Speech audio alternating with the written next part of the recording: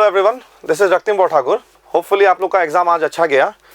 आइए हम लोग डिस्कस करते हैं ANTS PT5 का फिजिक्स का वीडियो सॉल्यूशन। ठीक है, फर्स्ट सवाल आपसे ये पूछ रहा है कि the two particles of masses 4 kg and 6 kg are tied to the two ends of the massless rod of 15 meter, then find the moment of inertia of the system about an axis passing to the center of mass and perpendicular to the line joining of the particles। तो आपके यहाँ पे दो particles हैं, एक का हो गया मास 4 किलो, दूसरे का मास हो गया आपका 6 किलो, और दोनों के बीच का जो डिस्टेंस है वो आपको दिया हुआ है 15 मीटर। और आपसे बोल रहा है कि ये जो एक्सिस है वो परपेंडिकुलर टू द लाइन है, लेकिन कहां से पास हो रहा है? सेंटर ऑफ मास से। तो हमको पता है कि कोई भी अगर आपका पॉइंट सिस्टम हो तो यहाँ पे कैसा सिस्टम है, यहाँ पे दो पॉइंट सिस्टम है आपका, एक है 4 किलो, दूसरा है आपका 6 किलो। तो पॉइंट सिस्टम के लिए अगर आप मोमेंट ऑफ इनर्शिया लिखोगे तो आपको मिलेगा m1r1 square plus m2r2 square. ठीक है, तो m1 का वैल्यू मान लेते हैं 4, m2 का वैल्यू मान लेते हैं 6, but the point is we need to figure out the value of r1 and r2। तो बोल ये रहा है कि जो आपका एक्सिस है वो कहां से पास हो रहा है? वो तो आपका पास हो रहा है सेंटर ऑफ मास से। तो चलिए निकालते हैं सेंटर ऑफ मास का कॉन्सेप्ट थोड़ा सा लगा के। तो ये हो जाएगा आपका 4 kg का मास, यहां से यहां तक आपका हो जाएगा 6 किलो का मास, दोनों के बीच का जो गैप है वो है आपका 15 मीटर का। तो सेंटर ऑफ मास मान लेते हैं कि हम लोग का, तो अगर आपका सेंटर ऑफ मास कहीं यहाँ पे होगा और इसका जो डिस्टेंस है यहाँ से मैं मान लेता हूँ कि आपका r1 है, और यहाँ से इसका डिस्टेंस मैं मान लेता हूँ कि आपका r2 है। तो अगर आप 2 पार्टिकल वाला सिस्टम लगाओगे या फॉर्मूला लगाओगे, अगर आपको याद है तो r1 इज इक्वल टू कितना होता था? m2 into r divided by m1 plus m2। तो अगर ये आपका r1 है तो ये आपका m1, ये आपका m2 होगा। तो अगर ये आपका m2 है तो ये है आपका 6, ये है आपका 15, तो डिवाइडेड बाई 4 प्लस 6। ठीक है, तो ये आपका कितना बनेगा? 6 इंटू 15 डिवाइडेड बाई 10। ठीक, तो इसको सिंप्लीफाई करोगे तो आपको कितना मिलेगा? देखो तो, उड़ाओ उसको, 5 यहां से इसको उड़ाओ, इसको यहां से उड़ाओगे तो आपको मिल जाएगा 9। तो r1 का वैल्यू 9 मीटर का मतलब ये है कि यहां से जो इसका डिस्टेंस है ये आपका 9 मीटर है। तो अगर ये वाला डिस्टेंस आपका 9 है तो बाय डिफॉल्ट ये आपका कितना होगा? तो माइनस करके निकाल देते हैं। तो i का जो वैल्यू होगा तो इसके लिए हम लिखते हैं 4 इंटू 9 स्क्वायर प्लस, नेक्स्ट अगर आप देखोगे तो यहाँ पे आएगा आपका 6 इंटू, तो 15 माइनस 9 कर दो, तो 15 माइनस आप 9 कर दोगे तो आपको कितना मिलेगा? तो ये हो जाएगा आपका 81 इंटू 4 हो जाएगा आपका 324। तो 324 आपको यहाँ मिलेगा, फिर आपको मिलेगा यहाँ पे 36, तो 36 इंटू कितना? आपका 6, तो 36 इंटू 6 आपको मिलेगा आपको 216। तो प्लस करोगे तो आपको मिलेगा यहाँ पे 540 kg मीटर स्क्वायर। तो the answer for question number 1 is कौन से ऑप्शन में है? ऑप्शन नंबर आपका C, 540 kg मीटर स्क्वायर। ठीक, चलिए आइए नेक्स्ट क्वेश्चन पे चलते हैं। ओके, चलिए नेक्स्ट क्वेश्चन आपसे क्या बोल रहा है? क्वेश्चन नंबर 2 आपसे ये बोल रहा है कि a rigid body rotates about an axis with a variable angular velocity which varies with time। तो आपको क्या दिया हुआ है? आपको एंगुलर वेलोसिटी का वैल्यू दिया हुआ है कितना? एंगुलर वेलोसिटी का वैल्यू दिया हुआ है alpha minus of beta into T. ठीक है, रेडियन पर सेकेंड आप लिख सकते हो वहां पे, where alpha and beta are constant, the angle through which the body rotates before coming to rest। ठीक, चलो अब बता रहा है कि हमको कुछ एंगल के बारे में निकालना है, राइट? तो दो ऑप्शन हो सकते हैं आपके पास, इधर आप इक्वेशन लगा दो डायरेक्टली, नहीं तो आपको कैलकुलस पे लेके जाना होगा। पहले क्राइटेरिया एक बार चेक कर लेते हैं कि अगर देखो तो मेरा ओमेगा मुझे कुछ ऐसा दिख रहा है, तो अगर आपका ओमेगा ऐसा है तो यहां से आप एंगुलर एक्सीलरेशन निकालोगे तो आपको मिलेगा D omega by D T. तो D omega by D T निकालोगे तो आपको मिलेगा माइनस बीटा। तो हमको पता है कि अगर आपका एंगुलर एक्सीलरेशन अगर आपका कांस्टेंट हुआ, then what we can do is that we can use the equation of motion. तो अगर आप इक्वेशन ऑफ मोशन यहां पे यूज करोगे तो आपको निकालने क्या बोला जा रहा है? आपको बोल रहा है कि एंगल कुछ निकालना है। तो आपको ओमेगा दिया हुआ है, आपको अल्फा दिया हुआ है, आपसे एंगल पूछ रहा है। तो एक सुटेबल इक्वेशन तो होगा आपका omega square is equal to omega naught square plus 2 times of alpha into theta. ठीक है, लेकिन पॉइंट यहाँ पे ये है कि हमको ये इनिशियल एंगुलर वेलोसिटी नहीं पता है। लेकिन मैकेनिक्स में अगर आप याद करो तो इनिशियल बोलने से हम डायरेक्टली क्या बोलते थे? t equal to 0। तो अगर आप t इक्वल टू 0 डाल दोगे वहां पे तो आपको ओमेगा का वैल्यू कितना मिलेगा? ओमेगा का वैल्यू आपको मिलेगा अल्फा। तो इनिशियल ओमेगा आपको मिल गया अल्फा, आपको यहाँ पे इसका अल्फा मतलब ये अल्फा आपका एंगुलर एक्सीलरेशन है। Don't mix it up. So this particular quantity is nothing but your angular acceleration. तो यहाँ आपको मिलेगा कितना? यहाँ आपको मिलेगा alpha square plus 2 times of alpha का वैल्यू आपका हो जाएगा बीटा इंटू थीटा। और बोल ये रहा है कि the angle through which the body rotates before it comes to rest. तो अगर रुक गया है तो what will be the final velocity? The final velocity will be equal to 0। तो अगर फाइनल वेलोसिटी आपका 0 है तो alpha square divided by twice beta होगा। क्योंकि आप यहाँ पे देखो तो एक चीज, अगर आपका अल्फा का वैल्यू आप पुट करोगे तो अल्फा का वैल्यू आपको पुट करना होगा with the sign convention, minus आएगा क्योंकि माइनस बीटा मिला था, तो this is theta equals to alpha square divided by twice beta. तो ऑप्शन नंबर कौन सा? तो फॉर दिस पर्टिकुलर क्वेश्चन आपका जो आंसर है वो है आपका ऑप्शन ए। ठीक, चलो नेक्स्ट क्वेश्चन पे चलते हैं। Let's start with question number 3। तो क्वेश्चन नंबर 3 में क्या दिया हुआ है हमको, देखो तो बोल रहा है कि a wheel of radius 20 centimetre has a forces applied on it as shown in the figure, the net torque produced by the forces above the center O। तो टॉर्क से रिलेटेड कुछ सवाल है। तो डायग्राम वाइज अगर देखोगे तो diagram में कुछ सर्कल आपका बना हुआ है, भले ही मेरा सर्कल पूरा सर्कल ना दिखे, हमको मानना है कि सर्कल है, ठीक है। तो how many forces are there? 3 different forces are there. एक तो आपका हो गया आपका 6 न्यूटन, दूसरा आपका हो गया यहाँ पे 4 न्यूटन। तो ये रहा आपका origin O, okay, centre O।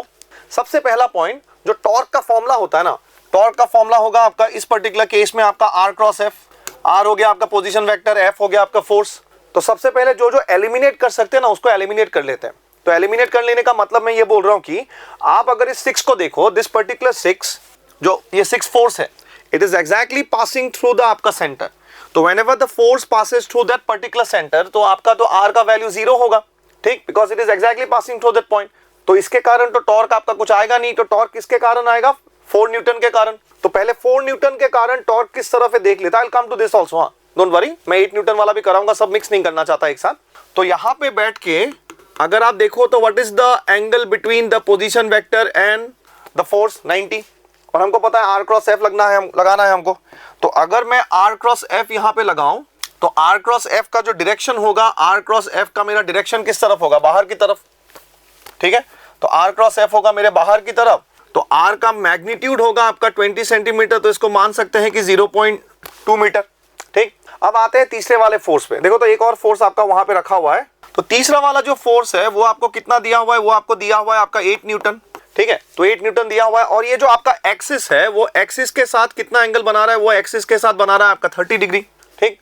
तो काम करते हैं, इस 8 न्यूटन को पहले स्प्लिट करते हैं। तो 8 न्यूटन को स्प्लिट करोगे तो आपको 2 कंपोनेंट मिलेंगे। एक कंपोनेंट आपका आएगा कुछ ऐसे 8 cos 30 और दूसरा कंपोनेंट आपको मिलेगा यहाँ पे 8 sin 30। तो फिर से आपका ये बन जाएगा आपका 4 न्यूटन।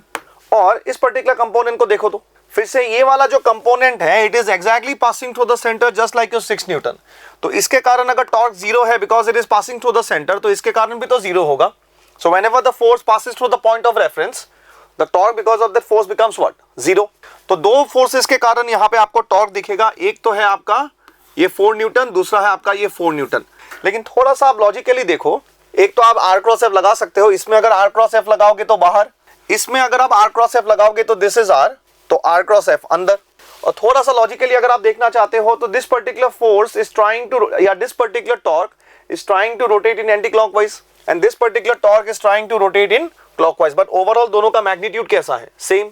तो किसी ने बोला कि net torque acting on the system कितना होगा, तो मैं बोलूंगा 0 और ऑप्शन आपका होगा ऑप्शन नंबर डी। अब चलते हैं क्वेश्चन नंबर 4 की तरफ। तो क्वेश्चन नंबर 4 में हमसे क्या बोल रहा है कि आपके पास एक पार्टिकल है। What is the mass of the particle? The mass of the particle is 5 kg which is moving with a velocity दिया हुआ है मैग्नीट्यूड वाइज, और अलोंग अ लाइन दिया हुआ है। मतलब जो ट्रेजेक्टरी है, जिस ट्रेजेक्टरी में आपका पार्टिकल मूव कर रहा है, आपको वो दिया हुआ है। और वो ट्रेजेक्टरी तो कुछ कुछ आपका स्ट्रेट लाइन दिख रहा है, कुछ कुछ मतलब क्या, बहुत कुछ स्ट्रेट लाइन ही दिख रहा है। तो y इक्वल टू -x है, ठीक। तो आपका जो ट्रेजेक्टरी है वो डॉटेड लाइन से मैं रिप्रेजेंट कर रहा हूँ, ठीक। और ऐसे क्यों बनाया? बिकॉज स्लोप आपका नेगेटिव है। तो आपसे बोल रहा है कि what is the angular momentum of the particle about the origin. तो ओरिजिन आपका ये रहा 0,0। अब देखो first important point, angular momentum का मैथमेटिकल एक्सप्रेशन क्या होता है फॉर अ पॉइंट मास? वो होता है आपका L is equals to R cross mv। v हो गया आपका वेलोसिटी का मैग्नीट्यूड मुझे दिया हुआ है, m हो गया आपका मास ऑफ द पार्टिकल मुझे दिया हुआ है। तो ये r क्या है? This particular r is the position vector from the origin to the particle, कि पार्टिकल कहां पे है। लेकिन यहाँ पे मेन पॉइंट है कि पार्टिकल कहां पे है हमको दिया हुआ ही नहीं है।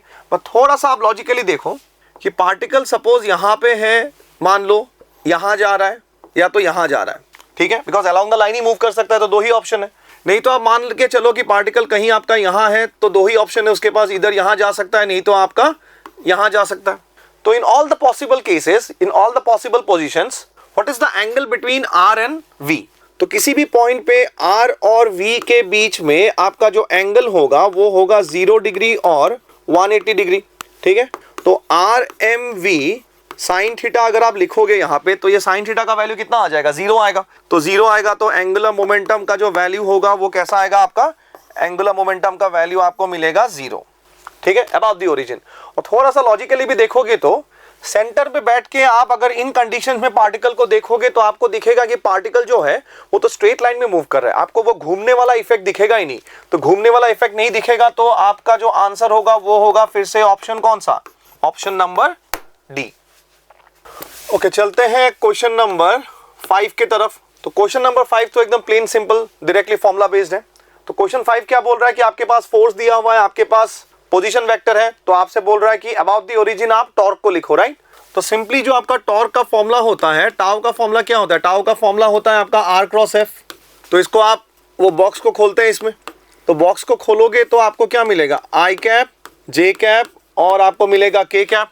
तो आर क्रॉस एफ होगा ना, तो फर्स्ट वेक्टर का कितना कितना दिया हुआ है, यहाँ पे दिया हुआ है 3, यहाँ पे आपको दिया हुआ है 2, यहाँ पे 3 दिया हुआ है, तो यहाँ पे आपको 2 दिया हुआ है, यहाँ पे आपको -3 दिया हुआ है, यहाँ पे आपको 4 दिया हुआ है। थोड़ा सा अगर इसमें कंफ्यूजन हो रहा है तो आपको एक बार फिर से जाके वेक्टर क्रॉस प्रोडक्ट को रिवाइज करना है, ठीक है, क्योंकि ये सवाल एंगुलर मोमेंटम में भी पूछे जा सकते हैं। तो आई कैप जो होगा वो होगा आपका 8, ये 2 × 4 8, इसको मल्टीप्लाई करोगे तो -9, माइनस विल बिकम प्लस। फिर अगर आप जे कैप को लिखोगे तो आप इसमें यहां से इसे लिख सकते हो कि 3 2, तो जे कैप को लिखोगे तो आपको मिलेगा 6 - 12। फिर अगर आप के कैप को लिखोगे तो के कैप आपका कितना आएगा, के कैप आएगा आपका -9 - 4, तो ऑप्शन आएगा आपका 17 आई कैप -6 जे कैप -13 के कैप। तो कौन से ऑप्शन के साथ मैच हो रहा है, 17 6, okay, that is option number C, ठीक। आइए चलिए नेक्स्ट क्वेश्चन की तरफ चलते हैं। क्वेश्चन नंबर 6, क्वेश्चन 6 क्या बोल रहा है, a square frame is made up of 4 identical rods of mass m and length l।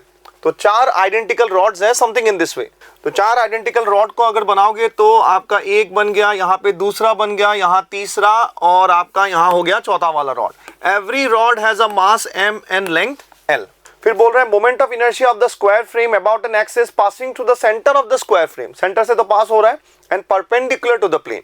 तो अगर आपका ये सेंटर है तो ऐसे कुछ पास हो रहा है, कुछ इस तरीके से, ठीक है। तो अगर इसको घुमाओगे आप, ये आपका सीन है, तो घुमाओगे तो कुछ ऐसे ऐसे, इधर आप क्लॉकवाइज घुमाओ, नहीं तो आप एंटी क्लॉकवाइज घुमाओ इसको। तो एक काम करते हैं ना, हम लोग पैरेलल एक्सिस थ्योरम यूज करके एक के लिए निकाल लेते हैं, क्योंकि एक के लिए निकालोगे देखो तो बाय सिमेट्री है, तो मल्टीप्लाई बाय 4 कर देंगे तो निकल जाएगा।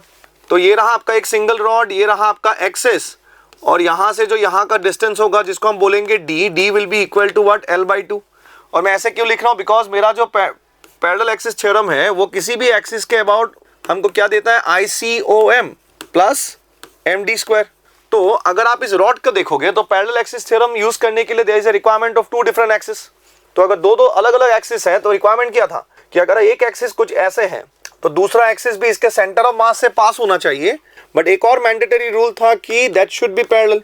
तो अगर पैरेलल होगा तो कुछ ऐसे होगा, ठीक। तो ICOM जो होगा इस रॉड के लिए उस एक्सिस के अबाउट वो कितना होगा आपका ml²/12, और d का वैल्यू आपको मिला यहाँ पे l/2, उसको स्क्वायर कर दोगे तो 4 आएगा। तो इसका एलसीएम निकालोगे 12 और 4 का तो आपको 12 मिलेगा, तो ये ml² + 3ml², तो आपको मिल जाएगा यहाँ पे ml²/3। लेकिन ये किस रॉड के लिए, मतलब कितने रॉड के लिए, इस सिंगल एक पर्टिकुलर रॉड के लिए।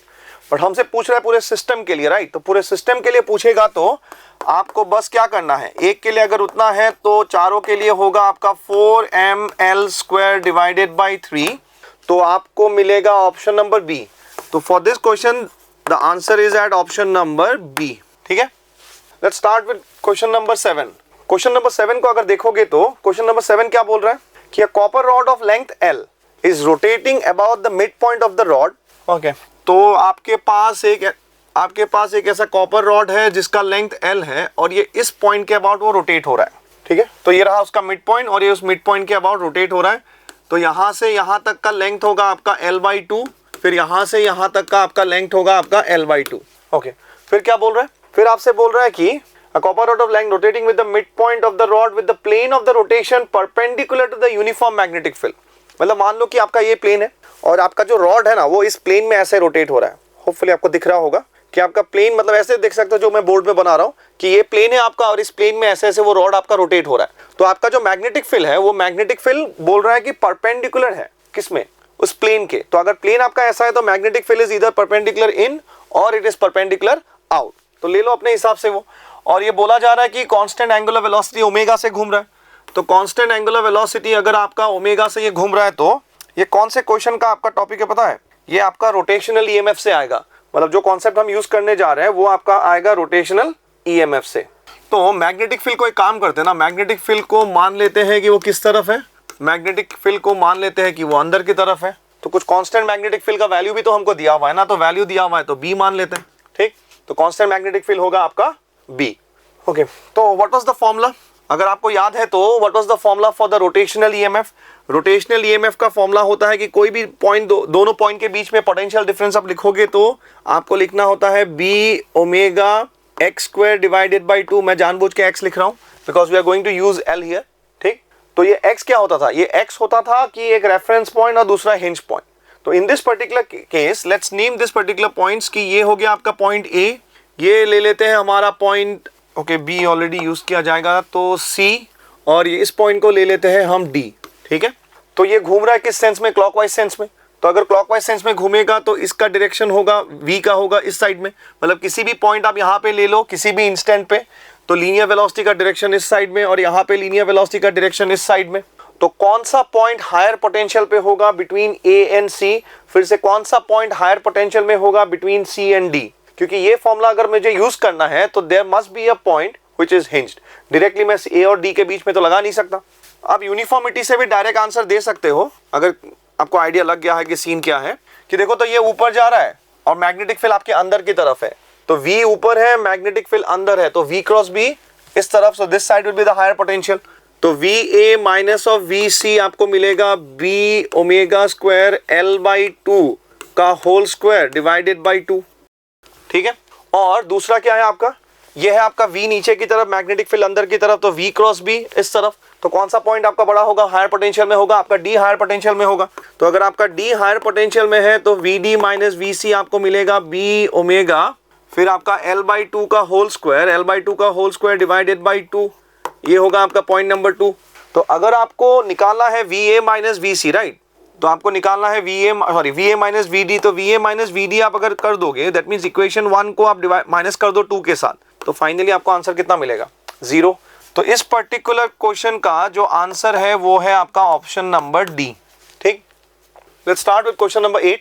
तो क्वेश्चन नंबर 8 क्या बोल रहा है कि there exist a uniform magnetic field B equals to B naught T, time dependent magnetic field है। देखो कांस्टेंट मैग्नेटिक फील्ड नहीं है आपका, टाइम डिपेंडेंट मैग्नेटिक फील्ड है ये।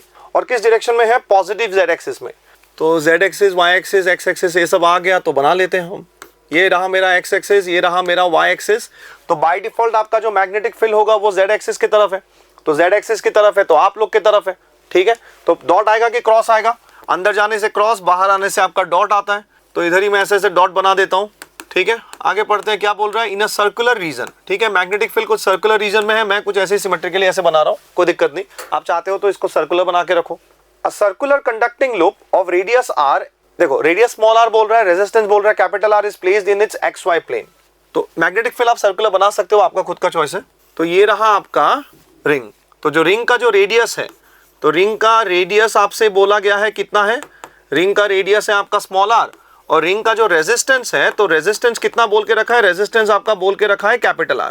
ठीक, और बोल रहा है current through the loop is, तो करंट पूछ रहा है मतलब इंड्यूस ईएमएफ का कुछ कॉन्सेप्ट है यहाँ पे। तो इंड्यूस्ड ईएमएफ के बारे में अगर आप पूछा जाए तो let's stick to the magnitude for the timing, क्योंकि जो माइनस वाला सीन है वो माइनस वाला सीन ना हम लोग लॉजिकली निकाल देंगे, बिकॉज हमको देखो तो ऑप्शन में आंसर भी देना है कि क्लॉकवाइज के एंटी क्लॉकवाइज। तो पहले let's stick to the magnitude और माइनस वाला सीन हम लोग लॉजिकली करेंगे।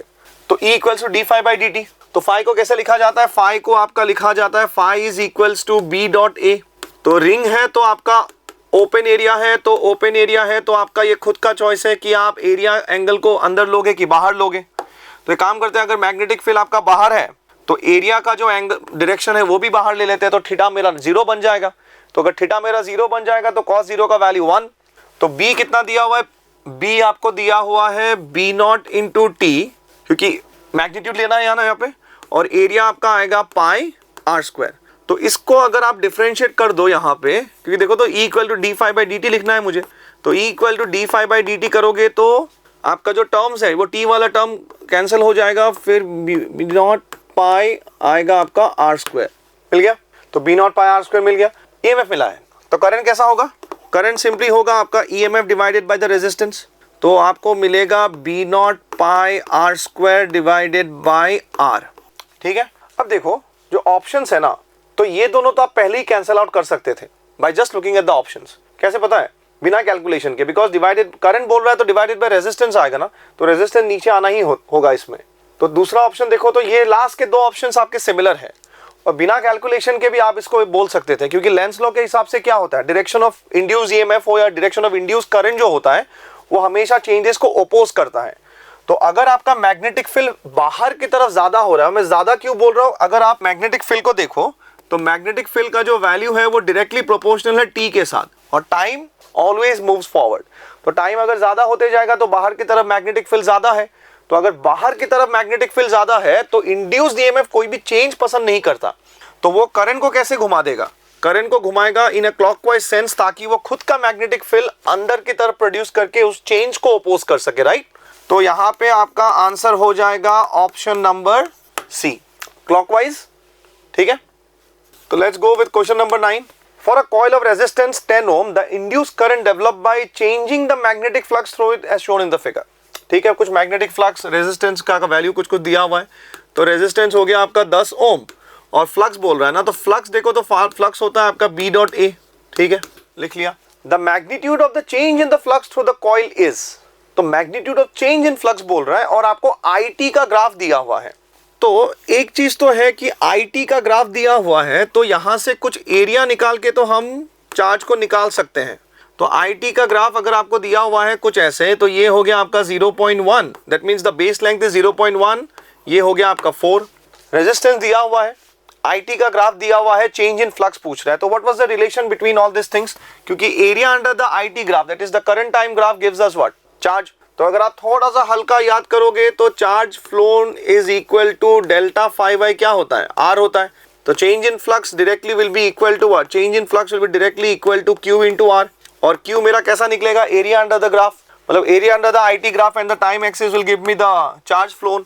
तो एरिया निकाल देते हैं, हाफ ऑफ बेस हो जाएगा आपका 0.1, हाइट हो जाएगा आपका 4, रेजिस्टेंस हो गया आपका 10, तो इसको इससे उड़ा दोगे तो ये आपका उड़ जाएगा, तो आपका मिलेगा आंसर 2 वेबर, ठीक।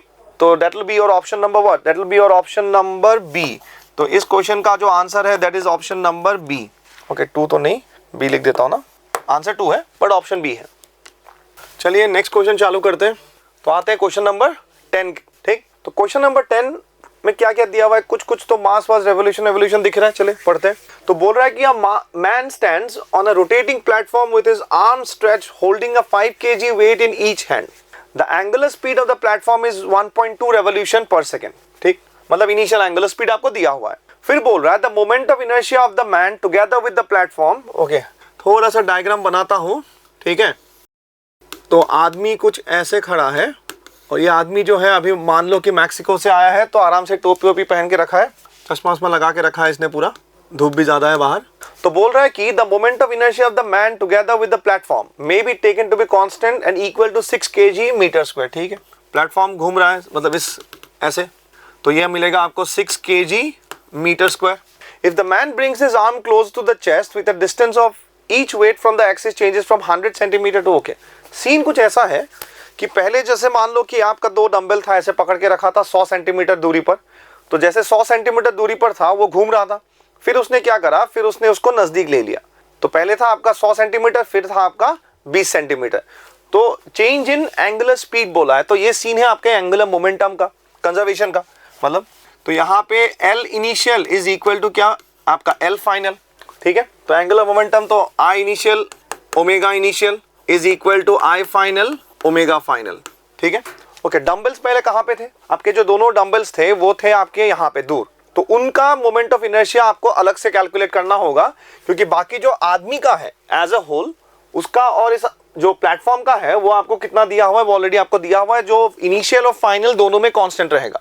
बट जो डंबल्स है, डंबल्स के मोमेंट ऑफ इनर्शिया आपका क्या हो जाएगा, थोड़ा सा अदल बदल हो जाएगा, क्योंकि आपका जो डिस्टेंस है वो डिस्टेंस आपका बदल रहा है। तो इनिशियल आपको मिलेगा सिस्टम का मतलब आदमी और प्लेटफॉर्म का कितना दिया हुआ था 6, फिर डंबल का वेट कितना है 5 किलो ईच बोला है ना, तो 2 हाथ है, तो 2 हाथ है तो आपका 10 इंटू mr² में लिख रहा हूँ, हाँ मैं mr² लिख रहा हूँ। तो what was the initial distance 100 centimetre, 100 centimetre का मतलब है आपका 1 मीटर, तो mr² होगा आपका mr², डायरेक्टली मैं 2 के साथ मल्टीप्लाई करके दे रहा हूँ, कंफ्यूजन नहीं लाना है उसमें। तो ओमेगा का वैल्यू होगा आपका ट्वाइस पाई f, f का वैल्यू दिया हुआ है 1.2। यूनिट को देखो, यूनिट दिया हुआ है आपका रेवोल्यूशन पर सेकेंड दिया हुआ है, तो रेवोल्यूशन पर सेकेंड, रोटेशन पर सेकेंड, ये सब किसका यूनिट होता है, फ्रीक्वेंसी का। फाइनली क्या होगा, फाइनली होगा कि ये 6 है प्लस आपका ये हो जाएगा 10 और ये होगा आपका 0.2 का होल स्क्वायर इंटू ट्वाइस पाई f, हमको ये f निकालना है। तो यहां से 2 पाई को उड़ा देते, ठीक है, 2 पाई आपका उड़ जाएगा यहां से।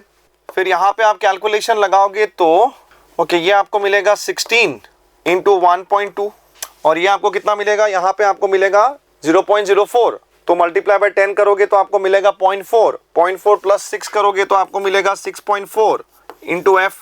तो इसको आप कैलकुलेशन करो, सिंप्लीफाई करो तो आपको लमसम मिलेगा 3 रेवोल्यूशन के आसपास, ठीक है।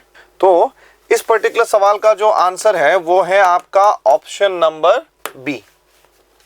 Okay, let's start with question number 11। तो क्वेश्चन नंबर 11 क्या बोल रहा है आपसे कि magnetic flux link with the coil varies with time. तो मैग्नेटिक फ्लक्स आपको दिया हुआ है जो कि टाइम के साथ वेरी कर रहा है और आपसे बोल रहा है कि मैग्नीट्यूड ऑफ इंड्यूस्ड ईएमएफ, अभी थोड़ी देर पहले फॉर्मूला लगाया था, लगा दो। तो E आपको मिलेगा, E होता है आपका डी फाई बाई कितना, E होगा आपका d phi by D T, तो d phi by D t है तो फाई का वैल्यू आपका 3, ये हो जाएगा 60 प्लस 4। तो at what time you need to figure out the value at time t equal to 2 second, तो 2 सेकेंड में करोगे तो आपको मिलेगा 16 वोल्ट। यहाँ पे पुट कर दो, t को 12 आएगा, 12 प्लस 4 कितना 16। तो for this particular case the answer is option number B. Okay, question number 12 पे आते हैं। तो क्वेश्चन नंबर 12 क्या बोल रहा है, फिर से वही आपका एक सर्कुलर कंडक्टिंग लूप है in a magnetic field of, लेकिन इस बार मैग्नेटिक फील्ड आपका कांस्टेंट है। तो जो मैग्नेटिक फील्ड है वो मैग्नेटिक फील्ड का वैल्यू आपको कितना दिया हुआ है, मैग्नेटिक फील्ड का वैल्यू आपको दिया हुआ है 0.02 tesla. With the plane perpendicular to the field the radius of the loop starts shrinking at the rate of 1 millimetre per second. तो कंडक्टिंग एक लूप है, यूनिफॉर्म मैग्नेटिक फील्ड है, प्लेन परपेंडिकुलर पे रखा हुआ है, रेडियस जो है आपका D R by D T आपको दिया हुआ है, डिक्रीज हो रहा है तो आप माइनस ले सकते हो, but let's stick to the magnitude, ठीक है। 1 millimetre per second, that means you can just convert it into like minus and all this things, but let's stick to the magnitude and ये होगा आपका 0.3 metre पर second. तो एक information, दूसरा information, तीसरा इंफॉर्मेशन दिया हुआ है कि इंड्यूस्ड ईएमएफ निकालना है जब आपका रेडियस कितना मीटर हो, 2 सेंटीमीटर हो, तो ये बन जाएगा आपका 2 इंटू 10⁻⁻2 मीटर। सपोज मान लेते हैं कि कुछ ऐसा सीन है कि आपका ऐसा कुछ रिंग था, तो धीरे धीरे ये कम हो रहा है, ठीक। तो किस रेट में कम हो रहा है, आपका D R by D T के रेट में कम हो रहा है। That means every 1 second it is shrinking by a radius of 1 millimetre.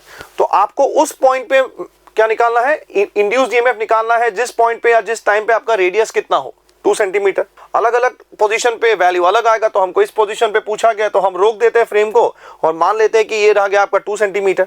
आपको लगाना है इंड्यूस्ड ईएमएफ, तो फ्लक्स चेंज हो रहा है, क्योंकि देखो फ्लक्स जो है फाई आपका बी ए कॉस थीटा होता है ना, तो बी ए अगर कॉस थीटा है तो 3 तरीके से चेंज कर सकते हो इसको, बी को चेंज करो, ए को चेंज करो या थीटा को चेंज करो, ठीक। ऑलरेडी बी चेंज वाला हमने इसके पहले क्वेश्चन, एक क्वेश्चन में देख लिया था, वो बी नॉट टी वाला। तो अभी यहाँ पे क्या चेंज हो रहा है, एरिया चेंज हो रहा है। तो परपेंडिकुलर टू द सरफेस है तो इसको हम 0 मान सकते हैं, बिकॉज फिर से वो आपका ओपन एरिया है। तो बी को आप लिख सकते हो पाई आर स्क्वायर, तो ये मिल गया आपको फाई। तो E के लिए आपको करना है D phi by D T. और एक चीज मैं फिर से, I am just considering the magnitude, अगर आपको यहाँ पे माइनस लेना है, यहाँ पे माइनस लेना है तो ले सकते हो, eventually the answer will come out to be same, so don't get confuse with that particular part. तो B आपका कांस्टेंट है, पाई आपका कांस्टेंट है, तो R आपका वेरिएबल है, तो D R square by D T. तो इस पर्टिकुलर पार्ट पे अगर आप चेन रूल लगाओगे तो आपको कितना मिलेगा, बी पाई, यहाँ पे आपको मिलेगा 2R D R by D T आपको मिलेगा, ठीक है। तो B का वैल्यू पुट करो 0.02, पाई का वैल्यू पुट करो 22/7, R का वैल्यू पुट करोगे आप मतलब ये वाला 2 इंटू 10⁻10 मीटर, ठीक है, 2 इंटू 10⁻2 मतलब, फिर D R by D T आप ये पुट करोगे तो आपका जो आंसर आएगा वो होगा आपका 25 माइक्रोवोल्ट। तो that is your answer is option number कौन सा, ऑप्शन नंबर बी, ठीक है। और वैसे भी आप 22/7 की जगह इस पाई को 3.14 भी ले सकते हो, कोई दिक्कत नहीं, ऑप्शन दूर दूर ही है सिवाय ए और सी के, मिल जाएगा आपको answer 2.5।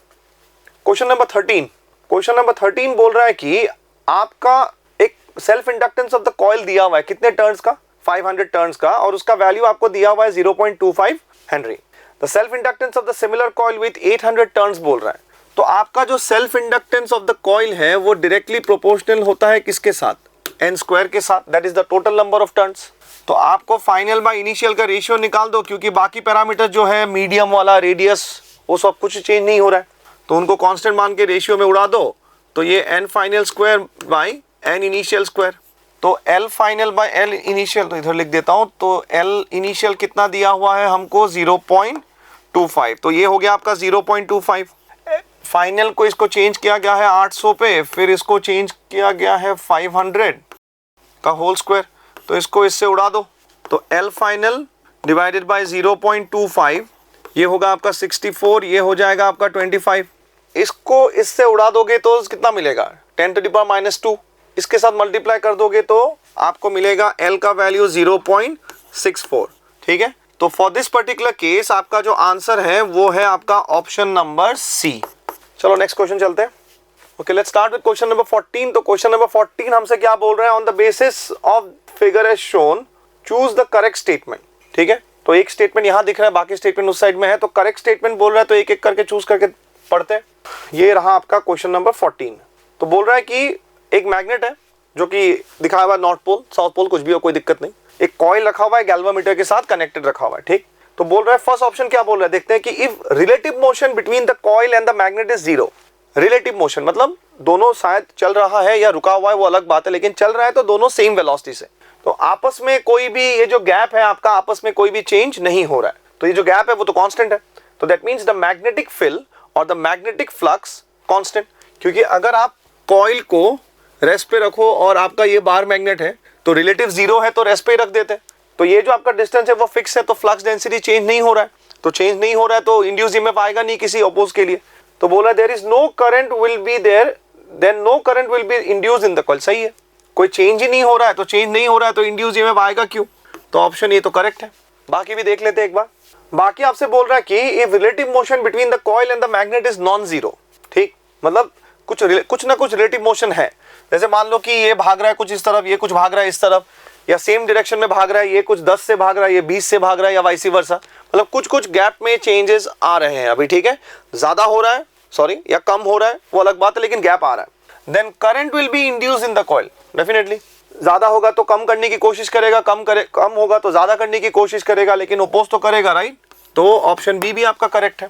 Then the deflection is found to be larger when the magnet is pushed towards और away from the coil faster, rapid change होगा, क्योंकि ईएमएफ देखोगे तो d∅dt होता है, सेम फ्लक्स चेंज अगर स्मॉल टाइम में हुआ तो ईएमएफ का वैल्यू ज्यादा, ईएमएफ का वैल्यू ज्यादा तो करंट का वैल्यू ज्यादा, करंट का वैल्यू ज्यादा तो आपका डिफ्लेक्शन ज्यादा, तो सी भी आपका करेक्ट है। दैट मींस हमारा जो आंसर होगा वो आंसर होगा मेरा option number D. So all of this, मतलब सारे के सारे 4 ऑप्शन ही आपके करेक्ट ऑप्शन है, ठीक है। Okay, let's go to question number 15। तो क्वेश्चन नंबर 15 हमसे क्या बोल रहा है कि in the circuit X and Y are identical bulbs, bulb identical है तो रेजिस्टेंस आइडेंटिकल होंगे।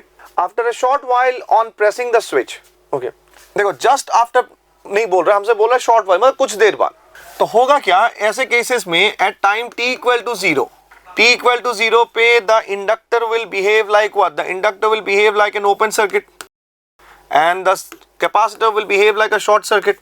इस केस में आपका कौन सा बल्ब ज्यादा ग्लो करेगा, इस केस में आपका बल्ब Y आपका ज्यादा ग्लो करेगा, X आपका कंप्लीटली ऑफ होगा at time t equal to 0। But after some times what will happen is that जो आपका इंडक्टर है that will behave like normal wire to the DC supply, क्योंकि हम तो एसी ले नहीं रहे, हम तो डीसी पावर सप्लाई ले रहे हैं, तो the inductor will be simply behaving like a normal wire. हाँ, अगर कुछ रेजिस्टेंस है तो कुछ आएगा रेजिस्टेंस, बट ऑलमोस्ट 0 ही मानते हैं हम लोग थियोरेटिकली।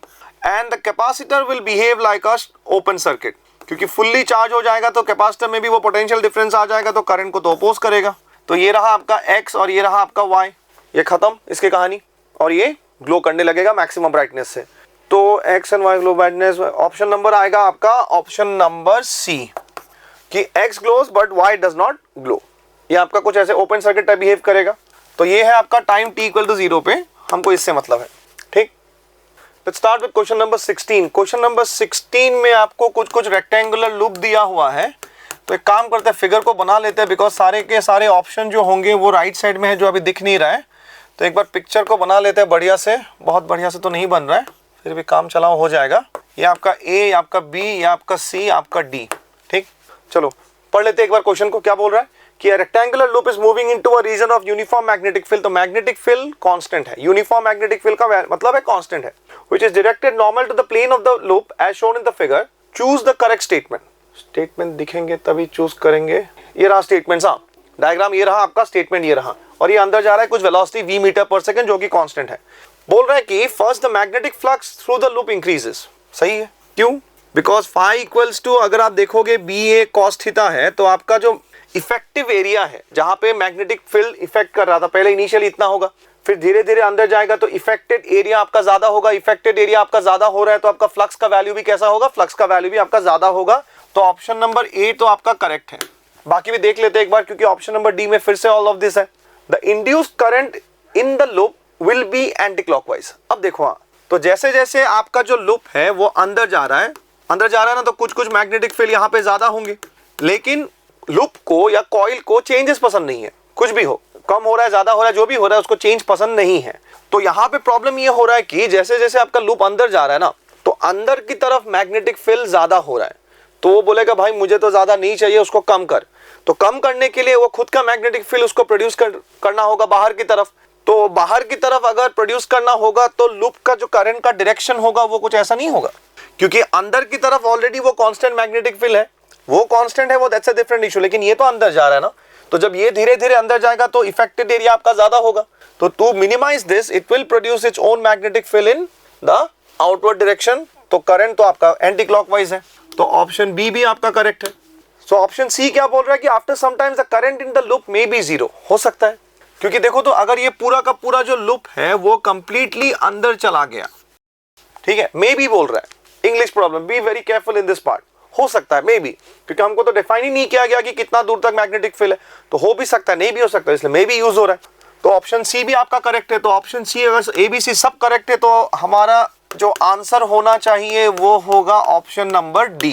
ठीक, let's start with question number 17। तो क्वेश्चन नंबर 17 क्या बोल रहे हैं? An alternating current passing through the inductor has a variation as shown in the figure, which of the following correctly gives the variation of the voltage across the inductor, right? तो current का जो graph है वो कुछ कुछ तो हमको sine function में दिखाई दे रहा है, ठीक है, तो साइन फंक्शन में दिखाई दे रहा है। तो इंडक्टर के थ्रू जो वोल्टेज डेवलप होता है, इंड्यूस ईएमएफ, उसका वैल्यू कैसा था? -L di/dt। ठीक, तो इसको डिफरेंशिएट करोगे, साइन को अगर आप डिफरेंशिएट करते हो तो आपको क्या मिलता है? हमको कॉस मिलेगा, तो कॉस आ जाएगा। लेकिन दिक्कत यह है कि अगर आप ऐसे देखोगे यहाँ पे तो आपको मिलेगा कॉस के फंक्शन में कुछ तो मिलेगा, एग्जैक्टली फंक्शन नहीं दिया हुआ तो मैं लिख नहीं रहा हूँ। तो फर्स्ट ऑप्शन नहीं होगा, सेकंड ऑप्शन आपका नहीं होगा, थर्ड ऑप्शन आपका नहीं होने वाला। तो out of all the 4 options which one is the most appropriate one? The most appropriate one is option number D. तो इन दिस पर्टिकुलर केस हमारा जो आंसर होगा वो होगा हमारा option number D. Okay, let's go for question number 18। तो question let's go for question number 19। तो देखो क्वेश्चन नंबर 19 में आपको वोल्टेज दिया हुआ है, आपको करंट दिया हुआ है, पावर डिसिपेटेड पूछ रहा है, राइट? तो एसी सर्किट में, क्योंकि एसी सर्किट दिया हुआ है ना, तो पावर डिसिपेटेड का जो फॉर्मूला है वो आपका आता है IRMS, फिर आपको मिलेगा VRMS और आपको मिलेगा वो पावर फैक्टर वाला टर्म, राइट? तो यहाँ पे आपको IRMS पहले लिखना है, तो आपको मिलेगा 100 डिवाइडेड बाई √2, क्योंकि इक्वेशन के साथ कंपेयर करोगे तो this are 50 and 100 are the maximum values. फिर V का होगा आपका 50 डिवाइडेड बाई √2, ये 100 डिवाइड बाई √2, ये 50 डिवाइडेड बाई √2, एंड ये जो 5 होता है that is 5 is nothing but the phase difference between the current and the voltage. तो phase difference between the current and the voltage है, तो ये आपको मिलेगा cos π/3। तो यहाँ से 2 को 2 से आप उड़ा दोगे तो आपका ये 50 बन जाएगा, मतलब √2 इसको उड़ा दो तो 50। ओके, एक और चीज, हाँ, आपका जो वोल्टेज है वो तो वोल्ट में दिया हुआ है, लेकिन करंट जो है वो मिली एम्पेयर पे दिया हुआ है। तो मिली एम्पेयर पे दिया हुआ है तो आप 10⁻³ को भी मल्टीप्लाई करके रखो यहाँ पे।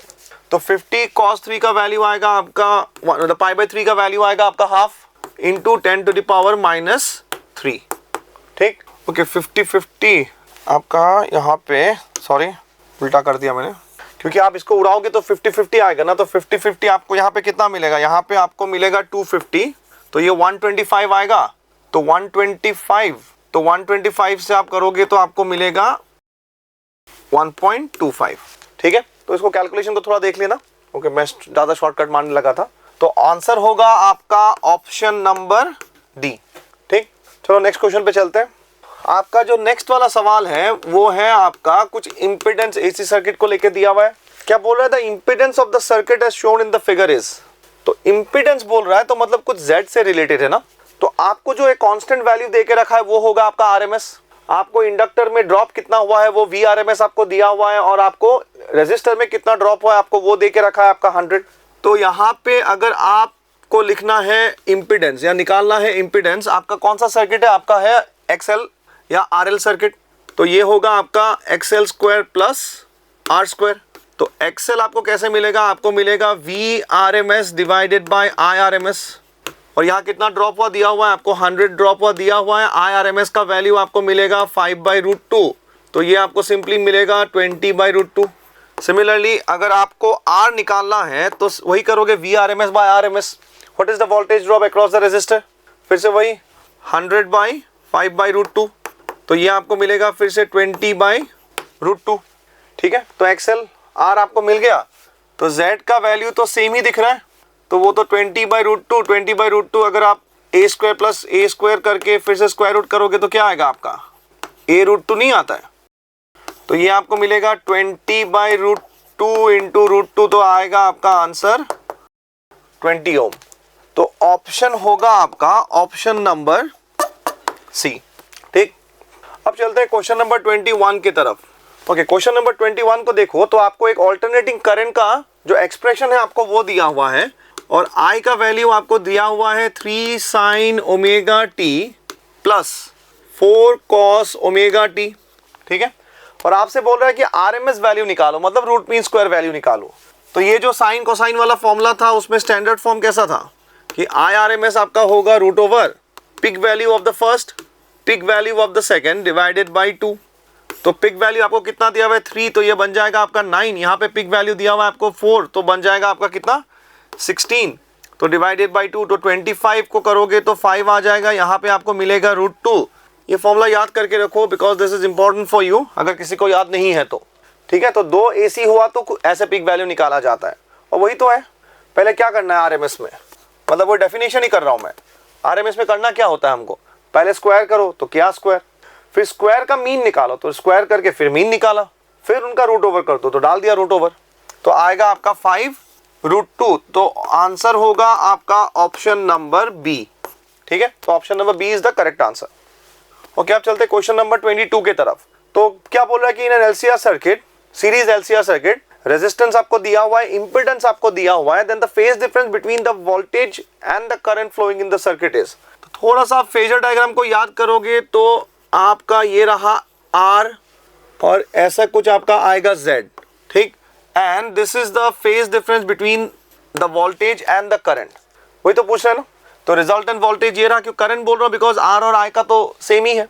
तो एक यहाँ पे आप लिख सकते हो कुछ ऐसे VL माइनस ऑफ VC, तो रिजल्टेंट आपका इसमें आप रिजल्टेंट V भी लिख सकते हो। तो इसको निकालने के लिए वो पावर फैक्टर वाला यूज कर दो। ठीक है, तो पावर फैक्टर यूज करोगे या कॉस यूज करोगे तो बेस बाय आएगा आपका हाइपोटेनस। तो R का जो वैल्यू होगा, R का वैल्यू होगा आपका 50√3 डिवाइडेड बाय कितना 100, तो ये आएगा आपका √3/2, तो √3/2 आएगा तो फाई का वैल्यू आएगा आपका 30, तो दैट इज π/6। तो for this particular question the answer is option number कितना, option number 30, sorry option number 30 नहीं, option number B, option B है, आंसर 30 है। हाँ, चलते हैं क्वेश्चन नंबर 23 के तरफ। ठीक, तो क्वेश्चन में दिया हुआ है कि आपको एक AC सर्किट दिया हुआ है, फ्रीक्वेंसी आपको दी हुई है, आपको वोल्टेज आपको दिया हुआ है। ठीक है, तो RMS वैल्यू हो गया आपका 75, एक V यहाँ पे लगा हुआ है, एक इंडक्टर एक कैपेसिटर आपका लगा हुआ है। ठीक है, तो क्वेश्चन में ये बोल रहा है कि ये जो वोल्टेज है ये पूरा का पूरा कहाँ ड्रॉप हो रहा है, वो तो रेजिस्टर में ही ड्रॉप हो रहा है। वो तभी होता है जब वो रेजोनेंस में हो, बिकॉज रेजोनेंस में होने से इनका वोल्टेज और इसका वोल्टेज एक दूसरे को क्या कर देता है, कैंसिल आउट कर देता है।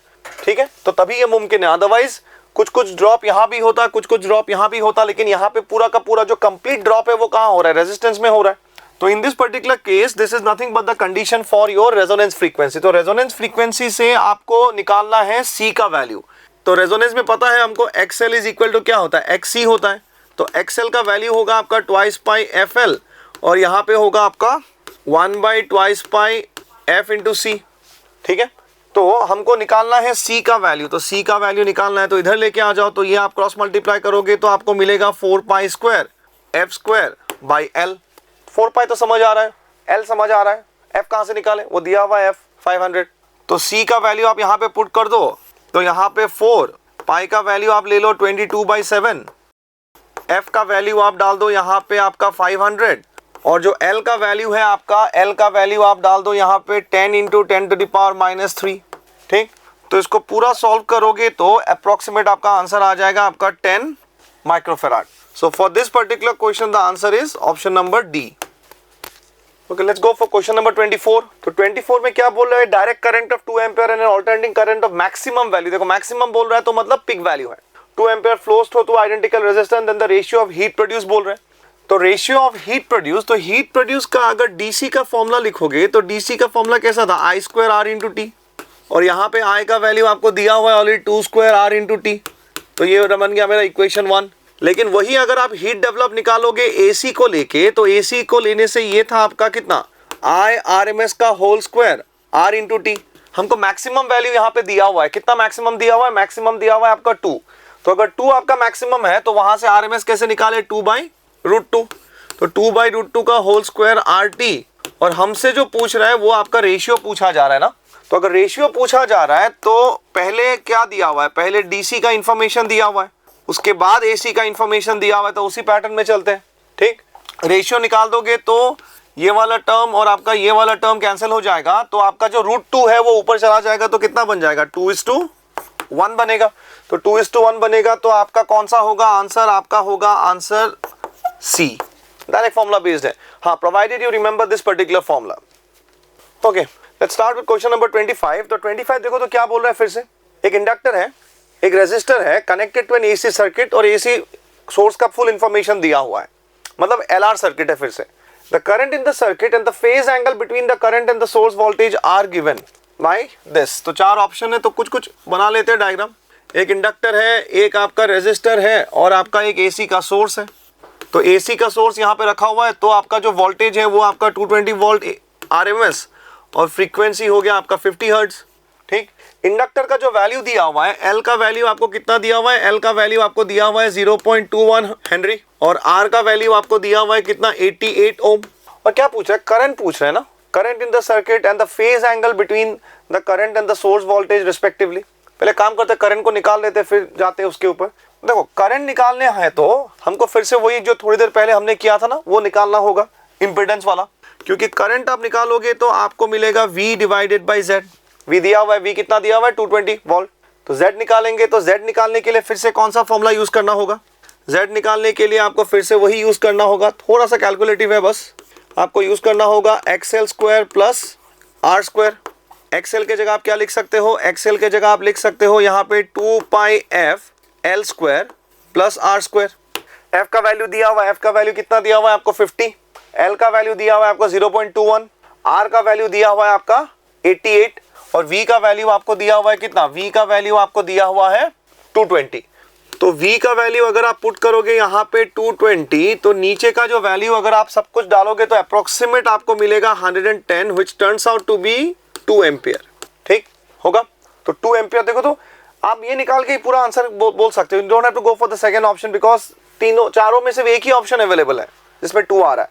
बट फिर भी हम कर लेते हैं, एग्जाम में होगा तो यहीं पे रोक के आगे निकल जाना, आपको पूरा सॉल्व नहीं करना, हमको तो फेजर वेजर निकालना होगा अभी। तो बोल रहा है कि phase angle between the current and the source voltage. तो करंट और सोर्स वोल्टेज के बीच में आपसे पूछा जा रहा है कि फेज एंगल निकालो। तो इसको आप 2 तरीके से निकाल सकते हो। फिर से आप cos फाई लगाओ क्योंकि आपको तो I और Z का वैल्यू ये सब मिल गया है। अदरवाइज आप इसको tan फाई लगा के भी कर सकते हो क्योंकि इंडक्टर वाला सर्किट होता है तो वोल्टेज आपका लीड होगा। तो ये रहा आपका R, ये रहा आपका XL, तो ये रहा आपका Z और ये रहा आपका फाई। आप चाहते हो तो वोल्टेज के टर्म्स में भी निकाल सकते हो, वो आपका खुद का चॉइस है। तो tan फाई निकालो या cos फाई, हो गया सारे ऑप्शन tan फाई के फॉर्मेट में है। तो tan फाई का जो वैल्यू होगा वो होगा आपका XL/R। तो XL का जो वैल्यू होगा वो होगा फिर से twice pi F into L divided by R। R का वैल्यू आपको दिया हुआ है, L का वैल्यू आपको दिया हुआ है, R का वैल्यू मतलब ट्वाइस पाई वैल्यू सब कुछ दिया हुआ है। तो इसको अप्रोक्सीमेट आपका जो वैल्यू आएगा वो 10 फाई कितना आएगा, 10 फाई आपको मिलेगा 3/4। तो फाई का जो वैल्यू आपको मिलेगा वो हो जाएगा 10 इनवर्स 3/4। थोड़ा कैलकुलेटिव है लेकिन यहां तक करके छोड़ देना, यहां तक तो एग्जाम में आना ही नहीं है बिकॉज ऑप्शन एक ही बचा हुआ है बस आपका। तो अकॉर्डिंग टू दिस आपका जो आंसर होगा फॉर दिस पर्टिकुलर क्वेश्चन वो होगा आपका ऑप्शन नंबर ए। ठीक है, ओके। Question number 26। तो क्वेश्चन नंबर 26 पे आप चलोगे तो क्वेश्चन क्या बता रहा है, क्या यूनिफॉर्म रॉड है आपके पास, smoothly pivoted at one of its end, मतलब यहाँ पे कोई फ्रिक्शन नहीं है तो हेडेक हमको नहीं लेना है। Is release from rest if it swings in the vertical plane the maximum speed at the end P of the rod. तो सीन कुछ आपका ऐसा है कि आपका जो पेन है आप ऐसे पकड़ के आप ऐसे छोड़ दो, ठीक है। तो जब ऐसे पकड़ के ऐसे छोड़ोगे तो नीचे आ रहा है, तो जब नीचे आएगा ना तो किसी भी पॉइंट पे आप सपोज इसको रोक के इमेजिन करो तो हर पॉइंट का आपका ओमेगा सेम होगा, that is your angular velocity will remain the same, but her point का जो लीनियर वेलोसिटी है वो आपका बदलने वाला है, क्योंकि v जो होता है वो r के ऊपर डिपेंड करता है। And what is r, distance of that particular point from the hinge point. तो बना लेते हैं एक बार डायग्राम को। तो ये रहा आपका रॉड, तो रॉड का जो लेंथ है, रॉड का लेंथ आपको कितना दिया हुआ है, रॉड का लेंथ आपको दिया हुआ है l। तो l लेंथ अगर आपको यहाँ पे दिया हुआ है तो आप इस रॉड को छोड़ दो यहाँ से, तो छोड़ दोगे तो कुछ वर्टिकली ऐसा नहीं होगा। तो हमको ना इस पॉइंट का वेलोसिटी निकालना है, तो किसी तरीके से इस पॉइंट पे अगर मुझे ओमेगा मिल जाए तो मैं आराम से निकाल दूंगा, क्योंकि यहाँ से यहाँ तक का जो डिस्टेंस है वो क्या है आपका l। तो वही तो बोला था maximum speed of the end P of the rod, तो मैक्सिमम स्पीड बोल रहा है। ओके, मैक्सिमम स्पीड कहाँ होगा, मैक्सिमम स्पीड तो यही होगा। और क्यों यहाँ होगा, क्योंकि आपका पूरा का पूरा जो ग्रेविटेशनल पोटेंशियल एनर्जी है इस पॉइंट में किस में कन्वर्ट हो रहा है, काइनेटिक में। क्योंकि फिर से अगर आप देखो कि ये ऊपर चढ़ना चालू किया तो धीरे धीरे काइनेटिक किस में कन्वर्ट होगा आपका, फिर से पोटेंशियल फिर से रुक जाएगा, फिर आएगा, फिर नीचे आएगा, तो यहाँ पे फिर से मैक्सिमम काइनेटिक एनर्जी, फिर से वो ऊपर जाएगा तो काइनेटिक किस में कन्वर्ट होगा, पोटेंशियल। तो इस पर्टिकुलर पॉइंट पे आपका kinetic energy maximum, kinetic energy maximum, तो आपका स्पीड मैक्सिमम। तो ओमेगा कैसे निकालें, ओमेगा निकालने के लिए कंटिन्यूअस बॉडी सिस्टम है तो फोकस करते हैं सेंटर ऑफ मास पे। तो सेंटर ऑफ मास जो है आपका वर्टिकली कितना गिरा, सेंटर ऑफ मास आपका वर्टिकली गिरा L/2। तो whatever the loss in potential energy took place, that particular loss got converted in the format of what, kinetic energy। तो जो भी पोटेंशियल एनर्जी का लॉस हुआ नीचे गिरने के टाइम वो किस में कन्वर्ट हुआ, काइनेटिक एनर्जी के टर्म्स में। तो ये होगा आपका mgL/2, I का वैल्यू होगा आपका mL²/3 इंटू ओमेगा स्क्वायर। तो m को m से उड़ा दो, l को एक l से उड़ा दो, हाफ को हाफ से उड़ा दोगे तो ओमेगा का वैल्यू कितना आएगा, ओमेगा का वैल्यू आएगा आपका 3g divided by l root over. मिल गया ऑलमोस्ट आंसर। तो जो आपका v होगा वो होगा आपका ओमेगा इंटू l, तो ये होगा आपका 3g divided by l into l। इस l को अंदर लेके आओगे स्क्वायर रूट के अंदर तो आपका l स्क्वायर नहीं बनेगा, इस पर्टिकुलर l को, ये वाला l अगर आप अंदर लेके आओगे तो l स्क्वायर, l को l से उड़ा दोगे तो आपको मिलेगा answer root over 3g into l। Okay, option नहीं दिख रहे तो root over 3g into l अगर आप देखोगे तो कौन सा आपका ऑप्शन आ रहा है, आपका ऑप्शन आ रहा है नंबर बी। तो the answer to question number 26 is your option B. ठीक, क्वेश्चन नंबर 27 पे चलते हैं। क्या बोल रहा है, एसी सर्किट है फिर से और एक रेजिस्टर है सीरीज विद द, फिर से इंडक्टर आ रहा है। If the phase angle between the voltage and the current is 45, वही तो फिर से जो बनाया था, बस थोड़ा सा आपका कैलकुलेशन इजी करने के लिए ये सवाल दिया गया है।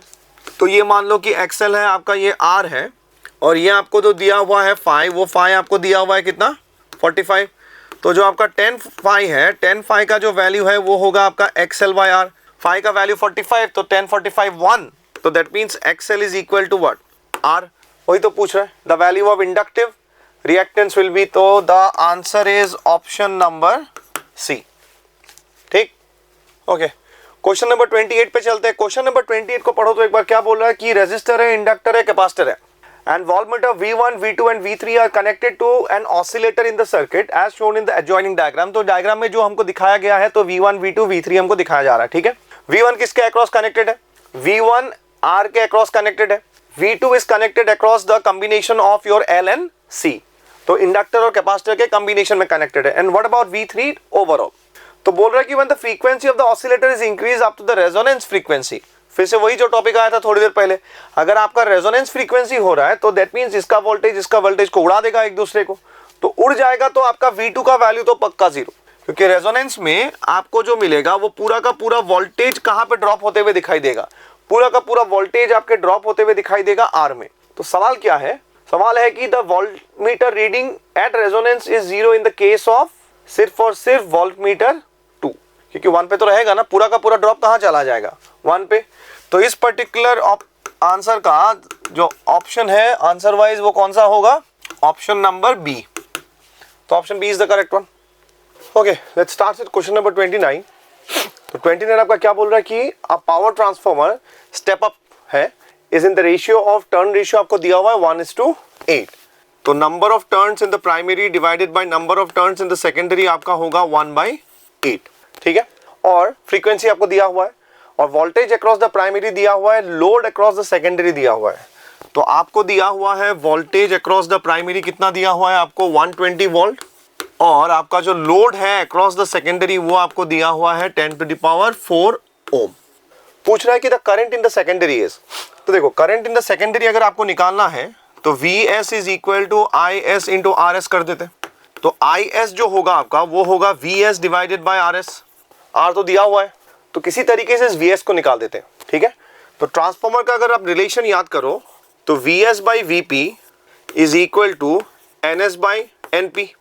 तो Vs का वैल्यू होगा, Vp का वैल्यू कितना दिया हुआ है 120, ये आपको दिया होगा 8:1, उल्टा कर दो तो Vs का वैल्यू आपको मिलेगा 960, ठीक।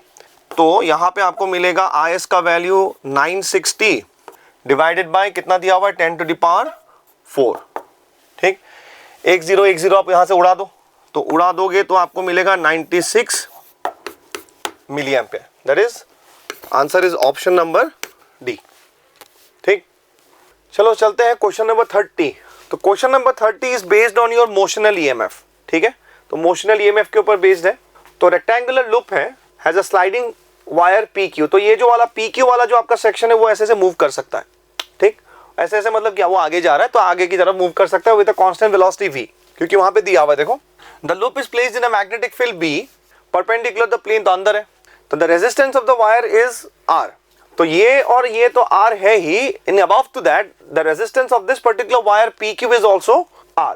तो if the wire PQ moves with a constant velocity, मतलब डायरेक्शन भी चेंज नहीं हो रहा है, उसका मैग्नीट्यूड भी चेंज नहीं हो रहा है, then what is the current through the wire PQ, ठीक है। तो एक काम करते हैं, PQ को थोड़ा सा अलग से एक बार देख लेते हैं। तो आप अगर इस PQ को ऐसे थोड़ा सा जूम करके देखोगे तो ये रहा आपका P और ये रहा आपका Q, और वो भाग रहा है किस साइड में, वो भाग रहा है आपके राइट साइड में। मैग्नेटिक फील्ड है किस साइड में, मैग्नेटिक फील्ड आपका है अंदर की तरफ, ठीक ठीक। तो V क्रॉस B, अगर आप इंड्यूस मतलब मोशनल ईएमएफ को याद करोगे तो मोशनल ईएमएफ का वैल्यू कैसा था, BQ/VB, ठीक। तो यहाँ पे अगर आप लिखोगे तो कितना आएगा, V क्रॉस B होता है ना, V cross B dot L। तो यहाँ पे कौन सा साइड आपका हायर पोटेंशियल, तो V cross B, this is V, this is B, तो V क्रॉस B कौन सा साइड हायर पोटेंशियल, ऊपर। तो ये हो जाएगा आपका हायर पोटेंशियल एंड ये हो जाएगा आपका lower potential. That means this particular side, okay यहाँ बना देता हूँ एक बार, आप इसको कैसे इक्विवेलेंट बना सकते हो।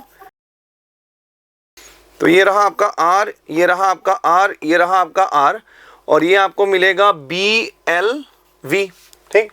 क्योंकि लेंथ आपका L दिया हुआ है ना, लेंथ आपका L दिया हुआ है, वेलोसिटी आपका V दिया हुआ है, तो मिल जाएगा यहाँ पे, ये रहा, ठीक है। तो BLV मोशनल ईएमएफ आपको मिला, और वेलोसिटी V क्रॉस B तो करना है नहीं बिकॉज वो 90 डिग्री पे है, तो आपका sin 91 बन जाएगा। तो नाउ इसको नंबरिंग कर देता हूँ तब मुझे समझाने में इजी होगा। 2 और 3 ठीक से देखो तो आपका जो 1 और 2 है, आपका जो 1 और 2 है that is connected in parallel with each other. इसको थोड़ा सा आप सिंप्लीफाई करोगे, देखो ये जो लाइंस है ये तो वायर्स है ना, तो इसको खींच के आप इधर लेके आ जाओ। तो जब इसको आप ऐसे खींच के इधर लेके आ जाओगे तो वायर ही, क्या ही दिक्कत है उसमें। तो खींच के लेके आओगे तो आपका ये रहा नंबर 1 रेजिस्टर, आप उसने इसको खींच के ले आए तो ये बन गया आपका नंबर 2 रेजिस्टर, और आपका सेल जो हो गया तो वो कुछ ऐसा हो गया।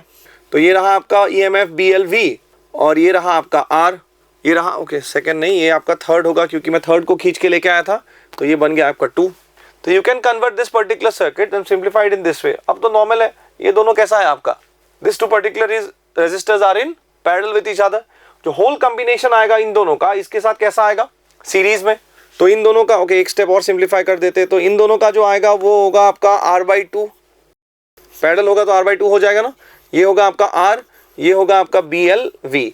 तो जो आपको करंट मिलेगा वो करंट आपको मिलेगा BLV voltage divided by equivalent resistance. तो r/2 plus r that is equal to 2 आपका ऊपर चला जाएगा, तो ये होगा BLV डिवाइडेड बाय कितना 3R। तो कौन सा ऑप्शन मैच हो रहा है, 2BLV divided by 3R, that is जो correct answer is option number D. ठीक, okay let's go for question number 31। तो 31 कुछ है आपके इलेक्ट्रोमैग्नेटिक वेव्स के रिलेटेड, राइट। तो क्या बोल रहा है, the total energy transfer to the surface in time t is u। तो टोटल एनर्जी कितना ट्रांसफर हुआ स्मॉल टाइम t में u। The magnitude of total momentum delivered to the surface for complete reflection. ठीक, तो complete reflection जो होगा, angle के बारे में तो कुछ बोल नहीं रहा है, तो नॉर्मल इंसिडेंट लेते हैं, तो जाके हिट मारेगा, फिर कंप्लीट रिफ्लेक्शन मतलब वापस आ जाएगा। तो रिलेटिविस्टिक मैकेनिक्स को याद करोगे तो E का वैल्यू होता है आपका √p² c² plus m² c⁴। तो rest mass energy of the photon तो 0 होता है, तो ये आपका 0 बन गया। तो आप E इक्वल टू जो E के जगह हमारे यहाँ पे U लिखा हुआ है, तो ये होगा p/c। तो that is momentum is equal to u/c। ठीक, गया आपका u/c, वापस आया आपका -u/c। तो चेंज निकालोगे तो कितना हो जाएगा 2u divided by c। This is initial, this is your final. इस तरफ होगा तो माइनस आएगा, you stick to the magnitude. तो if you stick to the magnitude then the answer is option number B. अगर रिफ्लेक्शन के जगह ये बोला जाए कि कंप्लीट एब्जॉर्प्शन हो गया तो सिर्फ जाके गिरेगा, वापस तो कुछ नहीं आएगा, तो change in momentum will be simply your u/c। लेकिन हमको तो यहाँ पे रिफ्लेक्शन बोल रहा है ना, तो रिफ्लेक्शन बोल रहा है तो आपका आएगा 2u/c। Okay let's go to question number 32। तो 32 फिर से इलेक्ट्रोमैग्नेटिक वेव, इलेक्ट्रिक फील्ड आपको दिया हुआ है, फ्रीक्वेंसी आपको दी हुई है।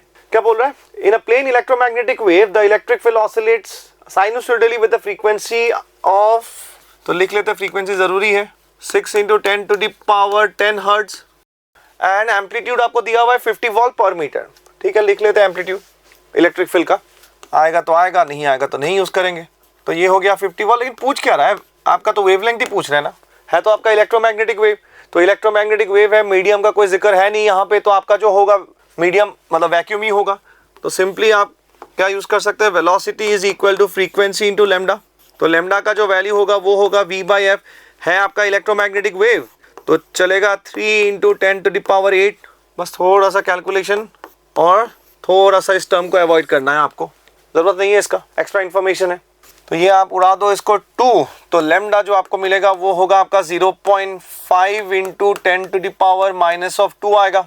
ये 1/2 ये ऊपर चला जाएगा, तो ऑप्शन कौन सा है, ओके इस फॉर्मेट में है ही नहीं, तो ये तो मीटर में आएगा ना, तो मीटर में आएगा तो 5 × 10⁻³ मीटर होगा। इसको कन्वर्ट करके मिलीमीटर में लिखा जा सकता है ना, तो मिलीमीटर में लिखोगे तो कितना मिलेगा आपको 5 मिलीमीटर। तो आंसर होगा आपका ऑप्शन नंबर डी। ठीक है, तो ये -2 एक बार चेक कर लेते हैं, ये आएगा आपका 1/2 तो आ जाएगा आपका 10। हाँ सही है, ठीक है। नेक्स्ट 33 तो आपको डायरेक्ट डाटा याद करना है, इसमें तो कुछ कॉन्सेप्ट है नहीं ज़्यादा। तो velocity of sound in vacuum कैसा होता है, √μ0/ε0। This has to do everything with the propagation of the magnetic field in vacuum, this has to do everything with the propagation of electric field in vacuum. ठीक, तो permeability and permittivity, तो ये standard form है, आपको ये याद करके रखना है। तो speed of electromagnetic wave in vacuum, तो ऑप्शन नंबर सी। ठीक, ओके अब चलते हैं क्वेश्चन नंबर 34 के तरफ। तो 34 क्या बोल रहा है, plane electromagnetic wave of frequency 30 hertz, ठीक, travels in the free space along x axis and at a particular point of space and time electric field जो है, आपको इलेक्ट्रिक फील्ड का वैल्यू दिया हुआ है कितना 7.2 वोल्ट पर मीटर और जे कैप। देन वेक्टर बी पूछ रहा है ना, तो वेक्टर बी पूछ रहा है तो आपको दो चीजें यहाँ पे करनी होगी, एक तो आपको मैग्नीट्यूड निकालना होगा, दूसरा आपका डायरेक्शन। तो डायरेक्शन के लिए तो टेंशन नहीं है, देखो सब तो के कैप के फॉर्मेट में भी है, नहीं तो आप लगा सकते हो E क्रॉस बी। E आपको दिया हुआ है जे कैप और ये किस तरफ चल रहा है, ये चल रहा है आपका आई कैप में, क्योंकि लिखा हुआ है ना अलोंग एक्स एक्सिस, वेव का प्रोपागेशन हो रहा है along x axis, electric field का हो रहा है आपका जे एक्सिस, तो डेफिनेटली ये आपका कौन सा होना चाहिए, क्योंकि जे क्रॉस के क्या होता है आपका आई होता है। तो वैसे भी प्रॉब्लम था नहीं वहाँ पे, सारे के सारे के कैप ही है, लेकिन बाई चांस मान लो कोई माइनस के कैप आ गया तो तो आपसे पूछा जा रहा है मैग्नीट्यूड, राइट। तो मैग्नीट्यूड अगर पूछा जाए तो रिलेशन है E बाई बी। तो B का मैग्नीट्यूड पूछा जाएगा तो आपको लिखना है E बाई सी। तो E का वैल्यू आपको कितना दिया हुआ है, E का वैल्यू आपको दिया हुआ है 7.2। ये वाला वैल्यू हो गया आपका 3 इंटू 10 टू द पावर 8। तो देट इज नथिंग बट, उड़ा दोगे इसको तो 2.4 इंटू 10 टू द पावर -8। तो आंसर होगा आपका ऑप्शन नंबर ए। ओके, क्वेश्चन नंबर 15 को देखते हैं अभी। क्वेश्चन नंबर 15 क्या बोल रहा है कि thin and circular disc of mass m and radius r is rotating in a horizontal plane about an axis passing through its center and perpendicular to the plane। तो एक डिस्क है, आपका axis है, और ये कुछ एक्सिस के about घूम रहा है ओमेगा से, जिसका मास आपका m है और रेडियस आपका r, वही बोला जा रहा है। फिर बोल रहा है कि if another disc of the same dimension but of different mass m by dimension same, मतलब आपका जो रेडियस होगा वो सेम होगा, थिकनेस विकनेस सब सेम होगा, बस मास आपका अलग है। तो मतलब एक और डिस्क को आपने यहाँ प्लेस कर दिया, लेकिन इस बार जो आपने डिस्क को प्लेस किया वो कोएक्सियली किया, और कोएक्सियली मतलब वो एक्सिस आपका सेम है, एंड अबव टू दैट बस मास आपका अलग है। लेकिन हाँ, तो न्यू एंगुलर वेलोसिटी पूछा जा रहा है। तो देखो कोई एक्सटर्नल टॉर्क इन्वॉल्व है नहीं, तो आपका एंगुलर मोमेंटम कंजर्व्ड होगा।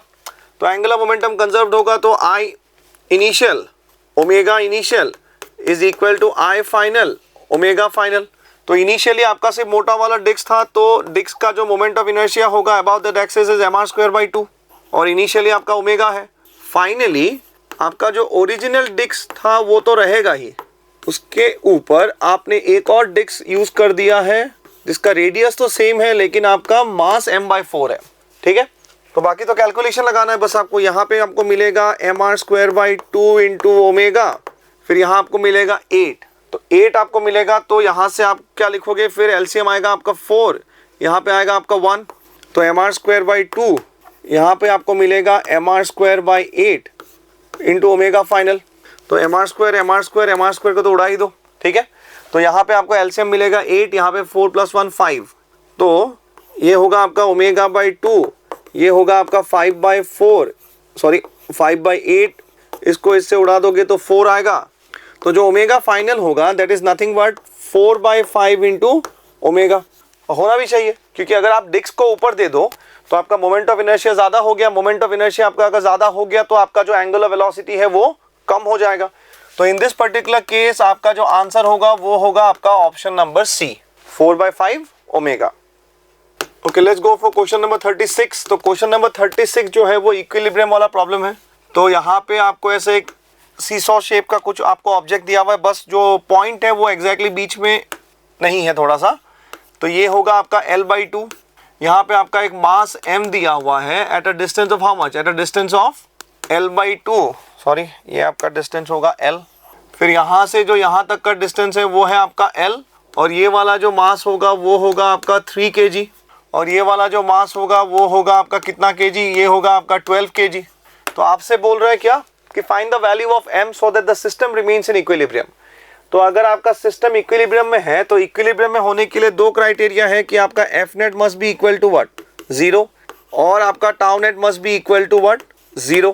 ठीक, तो चलते हैं टाउ नेट इक्वल टू 0 पे, क्योंकि एफ नेट इक्वल टू मैं 0 लिखूंगा तो डायरेक्टली मुझे आंसर नहीं मिलेगा। क्यों नहीं मिलेगा, देखो तो यहाँ पे, क्योंकि यहाँ पे आपका एक नॉर्मल आएगा n और यहाँ पे आपका एक mg आएगा नीचे की तरफ, तो दोनों मेरे लिए अननोन हो जाएगा। अगर मैं एफ नेट से लेके मतलब एफ नेट लेके आगे बढ़ने जाऊं तो दो अननोन मेरे लिए आएंगे। तो बेटर है कि मैं क्या लिखूं, मैं टाउ नेट इक्वल टू 0 पे स्टिक रहूं। तो टाउ नेट इक्वल टू 0 पे स्टिक रह के मैं इस पर्टिकुलर पॉइंट पे बैठ जाऊंगा जहां पे वो सिस्टम को हिंज किया रखा हुआ है, क्योंकि अगर मैं वहां बैठ गया तो जो torque due to the normal reaction होगा वो मेरे लिए कैसा हो जाएगा, 0 हो जाएगा। तो सिर्फ 3 अलग अलग टॉर्क आएंगे।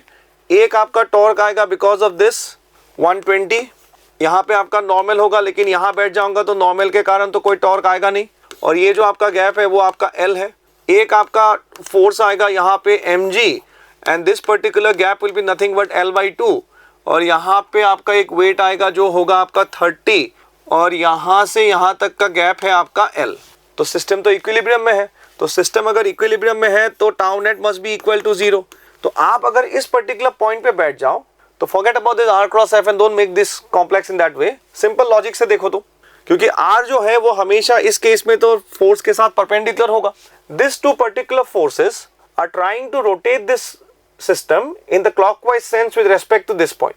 क्योंकि जब हिंज पॉइंट पे बैठेंगे या उस पॉइंट के रेस्पेक्ट में देखेंगे उस चीज को, आप ऐसे इमेजिन कर लो कि वो ना वहां पे फिक्स हो गया है. तो इस पॉइंट के रेस्पेक्ट में ये दोनों क्लॉकवाइज घुमाने की कोशिश कर रहा है और इस पॉइंट के रेस्पेक्ट में ये आपका एंटी क्लॉकवाइज घुमाने की कोशिश कर रहा है. देखो तो ऐसा नहीं हो रहा है ये दोनों, और इनका सेंस ऑफ रोटेशन कुछ ऐसा है. और R क्रॉस F लगाओगे तो ऐसे ऐसे आएगा. ठीक, बट घूम तो नहीं रहा है. That means torque due to आपका 120 और टॉर्क ड्यू टू आपका mg plus 30 must be same. तो अभी लगाना है फॉर्मूला. तो 120 इंटू R का वैल्यू कितना यहाँ पे, R का वैल्यू आपका L, फिर आएगा आपका mg. तो mg यहाँ से यहाँ तक का लेंथ कितना, यहाँ से यहाँ तक का लेंथ L/2 30. तो 30 इंटू फिर से आएगा आपका 3L/2. ओके, काम करता हूँ मैं इसको ना 120G 30G, इसको G लिख देता हूँ पार्ले जी के जैसा. तो G को G से उड़ा दो, नहीं तो 0 को भी लिख के आप उड़ा सकते हो, आपका खुद का चॉइस है. L को उड़ा दो तो ये 2 आपका कॉमन आ जाएगा, तो यहाँ आ जाएगा. तो ये बन जाएगा आपका कितना 24, और ये कितना आएगा आपका, ये आपको मिलेगा 9. तो m प्लस 3. ठीक, तो यहाँ पे जो आपका ये आएगा ना 3G डिवाइड बाई 3L आएगा. तो 3 नहीं आएगा यहाँ पे, ये होगा आपका 9. तो m का जो वैल्यू होगा वो आपको मिलेगा कितना 15 किलो. 15 किलो. ओके, तो ऑप्शन है B, that is the answer is option number B.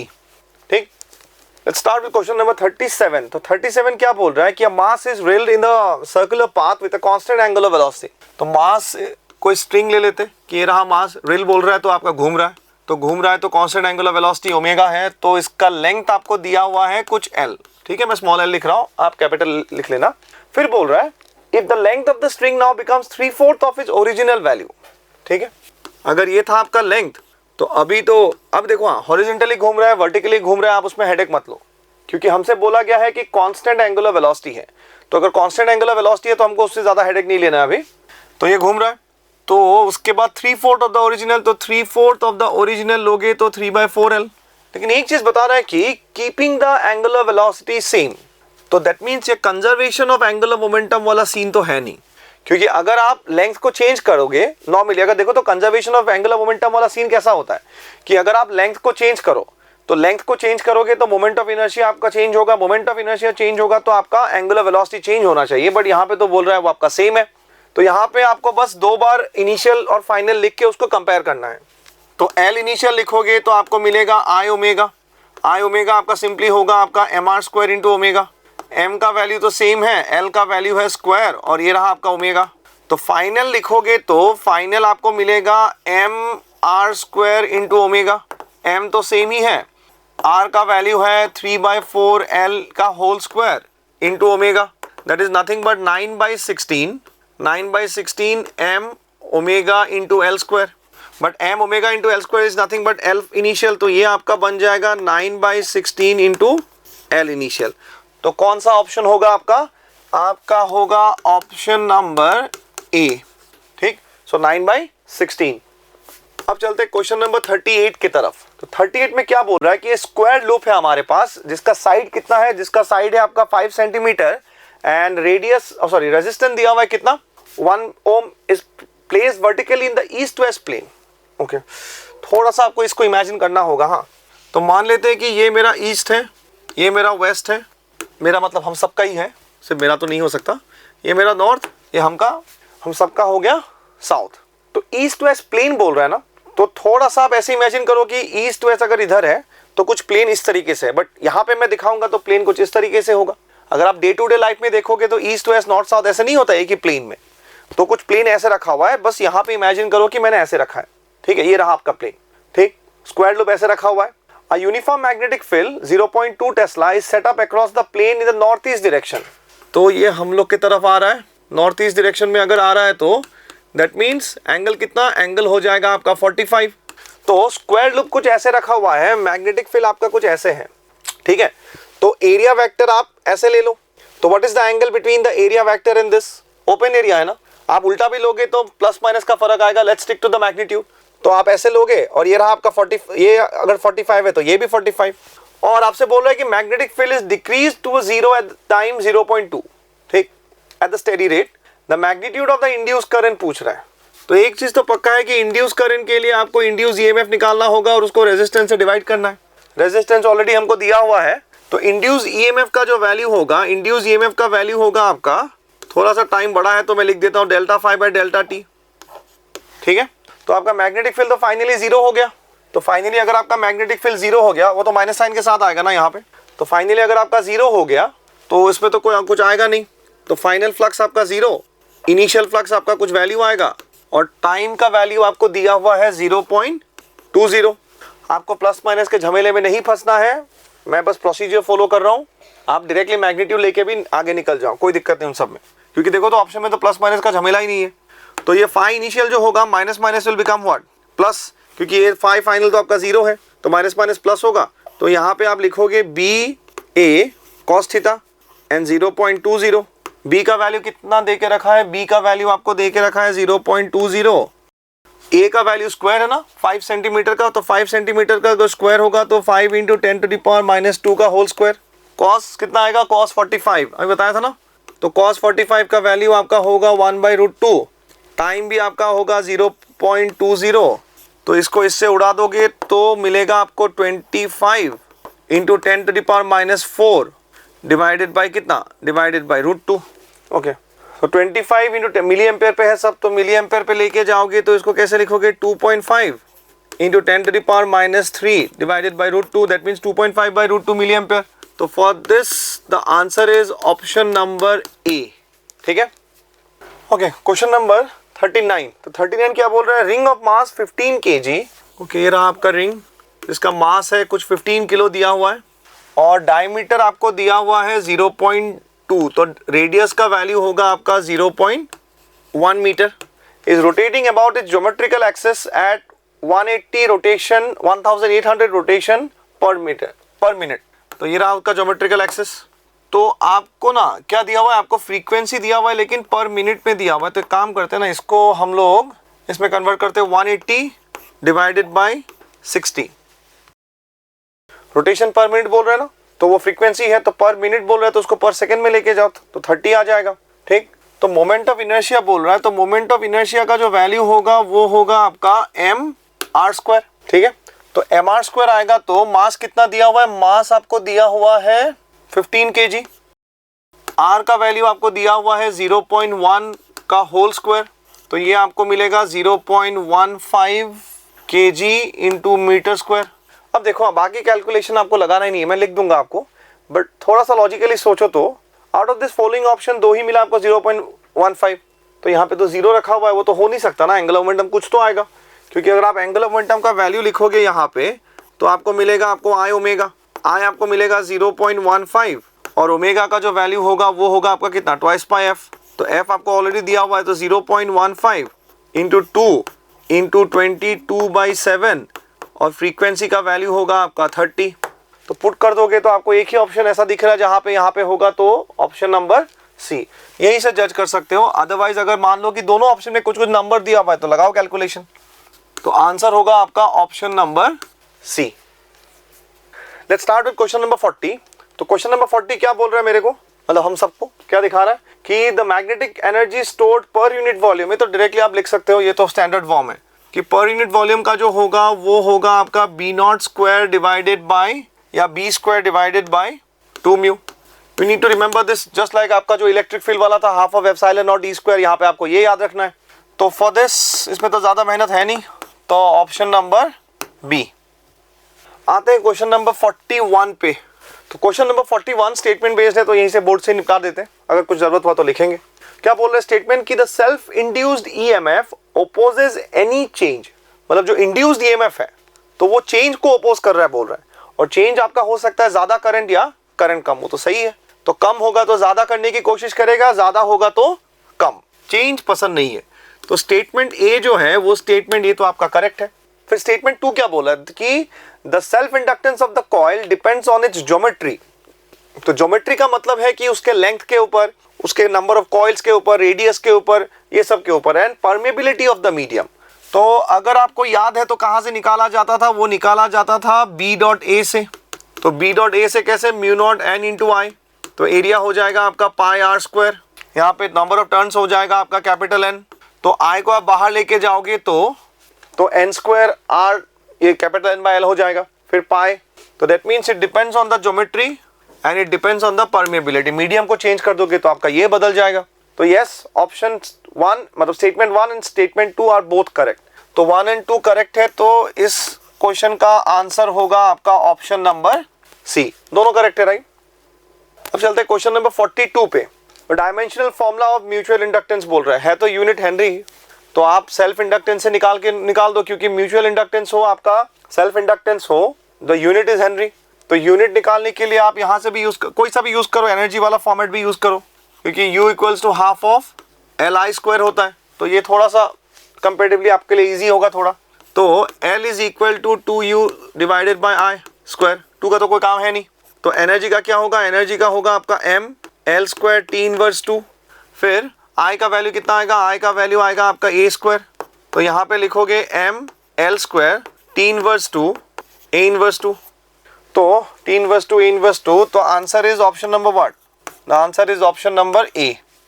ठीक है, ओके। 43 में क्या बोला जा रहा है कि bicycle wheel attains a velocity of 20 radian per second in 5 seconds starting from rest.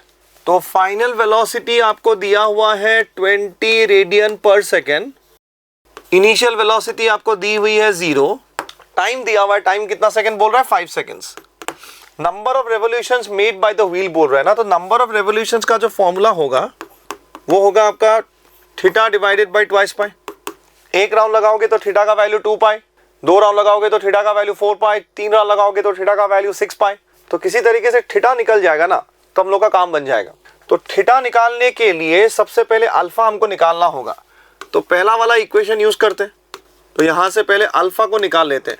तो अल्फा जो होगा वो होगा आपका omega final minus of omega initial divided by T. तो अल्फा हो जाएगा 20/5, तो 20/5 आपको मिलेगा तो 4 रेडियन पर सेकेंड स्क्वायर। ठीक, तो अल्फा अगर आपको मिला 4 रेडियन पर सेकेंड स्क्वायर, तो यहाँ से थीटा निकालेंगे कैसे, दोनों फॉर्मूला यूज कर सकते हो कि theta equals to half of alpha into T square, नहीं तो आप यूज कर सकते हो omega square equals to omega naught square, वो वाला ये यूज करते हैं। Theta equals to omega naught T plus half of alpha T square. तो थीटा इक्वल्स टू, ये तो फर्स्ट हाफ आपका 0 है, अल्फा का वैल्यू कितना, अल्फा का वैल्यू दिया हुआ है 4, टी का वैल्यू दिया हुआ है आपका 25, तो ये तो आपको मिलेगा कितना, ये आपको मिलेगा 50। तो थीटा आपको 50 रेडियन मिला। तो जैसे ही आपको 50 रेडियन मिल गया तो आपका जो नंबर ऑफ रेवोल्यूशन है, the number of revolution will be nothing but 50 divided by 2 पाई। तो 50 डिवाइडेड बाई 2 पाई होगा तो 25 बाई पाई होगा। तो that is your answer is option number C. Okay, question number 44। तो क्वेश्चन नंबर 44 अब देखो तो the coefficient of mutual inductance between the two closely lying coil does not depends on. तो दो कॉइल मान लेते हैं कि एक कॉइल ऐसा है तो दूसरा आपका ऐसा है, जिसका एक का रेडियस हो गया आपका R1 तो दूसरे का रेडियस हो गया आपका R2। बोल रहा है कि डज नॉट डिपेंड ऑन, मतलब म्यूचुअल इंडक्टेंस जो है किसके ऊपर डिपेंड नहीं हो रहा है वो पूछ रहा है। तो म्यूचुअल ओरिएंटेशन, तो ओरिएंटेशन के ऊपर तो डिपेंड होगा ना, क्योंकि आप अगर ओरिएंटेशन को बदल दो तो आपका जो इनफ्लक्स मतलब फ्लक्स है, इंड्यूस फ्लक्स, वो तो बदल जाएगा। तो फ्लक्स बदल जाएगा तो आपका म्यूचुअल इंडक्टेंस का फैक्टर बदल जाएगा। तो yes, it depends on the mutual orientation. Permeability of the core material, वो तो होगा, क्योंकि परमेबिलिटी को मीडियम को चेंज कर दोगे तो फैक्टर आपका चेंज हो जाएगा, अभी सॉलिनॉइड में दिखाया था। स्ट्रक्चर के ऊपर भी डिपेंड करता है, डिपेंड्स ऑन द ज्योमेट्री। तो किसके ऊपर डिपेंड नहीं करता, वो करंट के ऊपर डिपेंड नहीं करता। तो क्वेश्चन नंबर 44 का जो आंसर होगा वो आंसर होगा आपका option number D. Okay, let's start with question number 45। तो 45 में हमको एक नेटवर्क दिया हुआ है, तो जिसमें रेजिस्टर भी है, उसमें आपका पावर सप्लाई भी दिया हुआ है और उसमें आपका इंडक्टर भी दिया हुआ है। तो पावर सप्लाई का वोल्टेज दिया हुआ है 15 वोल्ट, इसका रेजिस्टर दिया हुआ है 1 ओम, फिर यहाँ पे आपको दिया हुआ है 5 मिली हेनरी। तो this is your point A and this is your point B. ठीक है, तो करंट जो है वो करंट आपका फ्लो हो रहा है एग्जैक्टली उस टाइम पे कितना, 5 एम्पियर, और आपका जो करंट है ना वो डिक्रीज हो रहा है, मतलब di/dt जो आपको दी हुई है वो कितना दिया हुआ है, di/dt का वैल्यू आपको दिया हुआ है 10⁻³ एम्पियर पर सेकेंड। डिक्रीजिंग है, आप माइनस ले सकते हो, बट आप ऐसे सोचो तो इंडक्टर क्या चाहता है, इंडक्टर चेंज अपोज करता है, राइट। तो अगर सर्किट में करंट डिक्रीज हो रहा है तो वो इंड्यूस्ड ईएमएफ को ऐसे ओरिएंट करेगा ताकि सर्किट में करंट ज्यादा हो। तो सर्किट में करंट अगर ज्यादा हो तो इंड्यूस्ड ईएमएफ का डायरेक्शन कुछ ऐसा नहीं होगा, क्योंकि ओरिजिनली सर्किट में जो आपका ओरिजिनल करंट था वो ओरिजिनल करंट का मैग्नीट्यूड था 5 एम्पियर और इसी डायरेक्शन में फ्लो हो रहा है। तो जो ओरिजिनल डायरेक्शन ऑफ करंट है वो उसको इंडक्टर क्या चाहेगा, उस करंट को मेंटेन रखना। लेकिन हमको बोला जा रहा है कि जो करंट का रेट है वो तो कम हो रहा है, तो इंडक्टर बोलेगा कि नहीं मुझे तो कम नहीं करना भाई, तू तो ऐसे ही रह जैसे है। तो वो खुद का जो उसका ईएमएफ है उसका डायरेक्शन कुछ ऐसा होगा ताकि करंट को मेंटेन करके रखा जा सके या ज्यादा कर सके। तो उसके लिए तो ओरिएंटेशन ऐसा होना चाहिए ना, ठीक है। तो इंड्यूस्ड ईएमएफ का मैग्नीट्यूड कितना होगा, इंड्यूस्ड ईएमएफ का मैग्नीट्यूड होगा आपका L di by dt। L का वैल्यू आपको दिया हुआ है 5 × 10⁻³ और ये होगा आपका 10⁻3, that will be nothing but 5 volt. तो इंड्यूस्ड ईएमएफ मतलब this will behave like N EMF of 5 volt with this kind of polarity. तो इसको रिप्लेस कर देते हैं 5 वोल्ट से। अब लगाते हैं किरचॉफ्स लॉ, चालू करते हैं पॉइंट ए से। फिर आप देखो करंट अगर ऐसे फ्लो हो रहा है तो ये रहा आपका हायर पोटेंशियल, ये रहा आपका लोअर पोटेंशियल, बाकी तो दोनों बैटरी है उसमें तो दिखाना कुछ है नहीं, हमको ऑलरेडी दिख रहा है। तो जब ए से चालू करोगे that means you are moving from a higher potential region to lower potential region, तो आपका होगा -5 वोल्ट। उसके बाद you are moving from a lower potential to higher potential region, तो आपको मिलेगा +15 वोल्ट। फिर उसके बाद again you are moving from a lower potential to higher potential region, तो आपको मिलेगा +5 वोल्ट इज इक्वल टू कितना, इज इक्वल टू VB। इसको इससे उड़ा दो तो क्या पूछ रहे हैं, VB - VA पूछा जा रहा है। तो VB - VA अगर आप निकालोगे तो आपको मिलेगा कितना वोल्ट, आपको मिलेगा यहाँ पे 15 volt, and that is option number A। Okay, question number 46। तो 46 क्या बोल रहा है कि the amplitude of the electric field intensity, ठीक है, ये फिर से EMW सब इंटेंसिटी से रिलेटेड है कुछ coming from 100 watt bulb at 3 meter distance is E। ठीक, ये मेरा 100 वाट है, तो 3 मीटर के डिस्टेंस पे जो निकलेगा वो E होगा, ठीक है, एम्पलीट्यूड बोल रहा है ना।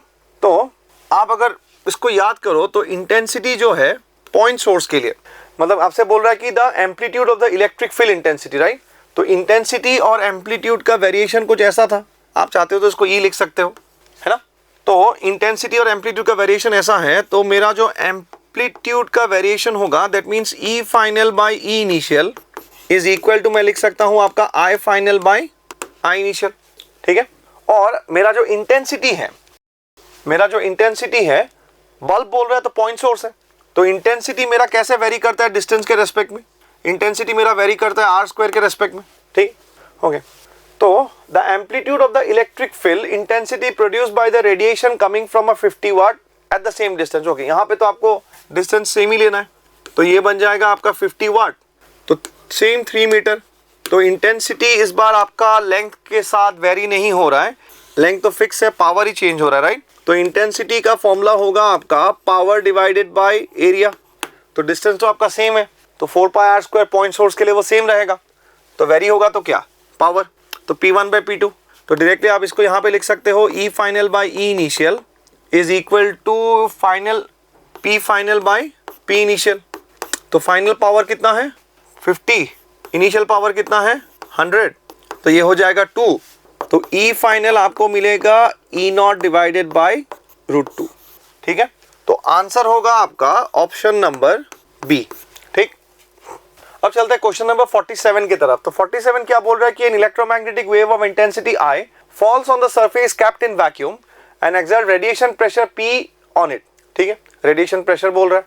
तो रेडिएशन प्रेशर जो है वो बोल रहा है कि चूज द इनकरेक्ट ऑप्शन। सबसे पहला पॉइंट बी वेरी केयरफुल, क्या बोल रहा है, चूज द इनकरेक्ट ऑप्शन। तो रेडिएशन प्रेशर जो है वो नॉर्मली हमको लेना है, तो नॉर्मली अगर आप लोगे तो आपको मिलेगा I/C डिवाइडेड बाय 1 प्लस आपका R होगा। फिर वो cos² थीटा वाला सीन भी है, बस इंक्लाइन प्लेन नहीं है, कुछ मेंशन नहीं किया गया, तो हम नॉर्मल इंसिडेंस लेंगे, तो मतलब थीटा का वैल्यू 0। तो बोल रहा है कि इफ टोटली एब्जॉर्ब हो गया तो R का वैल्यू कितना, R का वैल्यू 0, तो R का वैल्यू 0 है तो I/C ही तो होगा ना, तो ऑप्शन ए आपका सही है। ऑप्शन बी क्या बोल रहा है, radiation pressure is I/C if totally reflected. Okay, देखो रिफ्लेक्ट हुआ तो R का जो कोफिशिएंट है, जो कोफिशिएंट है R का वैल्यू है वो 1 होगा, तो वो हो जाएगा 2I/C। लेकिन यहाँ पे तो आपको I/C दिया हुआ है, तो I/C दिया हुआ है, तो ऑप्शन बी आपका गलत है। फिर ऑप्शन सी को भी देख लेते हैं, स्टेटमेंट टाइप है radiation pressure is 2I if the wave is totally reflected, वो तो सही है। और इन रियल लाइफ वो बीच में रहेगा, बिकॉज कभी भी 100% एब्जॉर्प्शन और 100% रिफ्लेक्शन आपका होता नहीं है। तो in this particular question what is the answer? The answer is option number B, because वो 2I/c होना चाहिए था। ऑप्शन सी आपका करेक्ट है, तो बी आपका इनकरेक्ट है यहाँ पे, ठीक है। Okay, question number 48। तो क्या बोल रहा है यहाँ पे? आपका इंडक्टेंस का वैल्यू दिया हुआ है, कॉइल का AC करंट फ्रीक्वेंसी, तो रिएक्टेंस ऑफ द सर्किट पूछ रहा है, राइट। तो इंडक्टेंस ही है, तो इंडक्टेंस है तो आपका सिंपली XL होगा, तो XL होगा तो आपको मिलेगा ओमेगा इंटू एल। ओमेगा का वैल्यू होगा आपका 2πf इंटू एल, तो 2π, तो अप्रोक्सीमेट इसको आप 3.14 भी लेके कर सकते हो, because you need to be very careful about the decimal points and all. F का वैल्यू होगा आपका 50, L का वैल्यू होगा आपका कितना? 0.5, तो 125 इंटू 6 आएगा, तो यहाँ से 0.5 आपका कितना आएगा ये? तो 100 यहाँ से 1, तो आंसर जो है 0.1 यहाँ से 1 पॉइंट, तो आपको मिल जाएगा आपका अप्रोक्सीमेट कितना? 157। क्योंकि आप यहाँ से देख लो तो इसको, इन दोनों को करोगे तो अप्रोक्सीमेट आपको कितना मिलेगा? 250। एक पॉइंट है तो इस पॉइंट को उड़ा दो आप, ठीक। फिर इन दोनों को करोगे तो कितना मिलेगा? अप्रोक्सीमेट 6 के आसपास। तो 6 के आसपास आप करोगे तो थोड़ा सा 6 से ज़्यादा होगा, हल्का, तो हल्का ज़्यादा होगा तो आंसर आएगा कितना? 157 अप्रोक्सीमेट आएगा। Okay, last second question, that is question number 49। उसके बाद एक और क्या बोल रहा है कि an inductor L, resistor R R connected in series with a AC source. तो इंडक्टर लगा दिया हमने, रेजिस्टर हमने लगा दिया, और फिर हमने AC सोर्स को भी लगा दिया। तो इंडक्टर L, रेजिस्टर R और AC सोर्स आपका लगा हुआ है। The phase difference between voltage and current is 45। तो 45 अगर होगा तो ये रहा आपका XL, ये रहा आपका R का वैल्यू, और जो एंगल आपको मिलेगा वो आपको मिलेगा कितना? एंगल आपको मिलेगा 45। तो जो 10φ होगा, 10φ का वैल्यू मतलब 1045 आपको दिया हुआ है XL/R, तो XL is equal to what? R, ठीक है। निकाल लिया, कुछ इंफॉर्मेशन तो बाद में यूज होगा ही। फिर बोल रहा है now a capacitor is connected in series with LR circuit and now the current Leeds voltage bye 45, ठीक। फिर आपने क्या करा? यहाँ पे आपने एक लगा दिया कैपेसिटर। तो जैसे ही आपने कैपेसिटर लगा दिया तो बोला जा रहा है कि कौन लीड कर रहा है? The current leads the voltage. तो करंट लीड्स द वोल्टेज का मतलब है यहाँ पे डोमिनेट कौन कर रहा है? यहाँ पे आपका डोमिनेट करेगा आपका कैपेसिटर, क्योंकि देखो तो करंट लीड्स द वोल्टेज बोल रहा है ना। तो अगर वोल्टेज लीड्स द करंट बोलता तो मैं बोल देता आपका इंडक्टर डोमिनेट कर रहा है। तो करंट लीड्स द वोल्टेज बोला जाए तो कैपेसिटर आपका डोमिनेट करेगा। तो आप इसको उल्टा भी बना सकते हो, मैं बस ऊपर बना रहा हूँ क्योंकि अल्टीमेटली बनेगा तो वही। आप इसको चाहते हो तो नीचे बना सकते हो क्योंकि फेजर वाइज। तो ये रहा आपका 45। तो फिर से 10φ इज इक्वल टू कितना होगा? 10φ इज इक्वल टू होगा आपका XC minus of XL divided by R, ठीक। ये 45 है तो 1 है, तो XC minus of XL is equal to R, तो XC का वैल्यू होगा आपका कितना? 2R।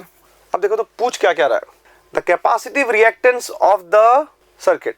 तो मिला हमको कैपेसिटिव रिएक्टेंस 2R। तो ऑप्शन बी और डी में से कोई एक तो करेक्ट ऑप्शन होगा आपका। फिर पूछ रहा है इंपीडेंस।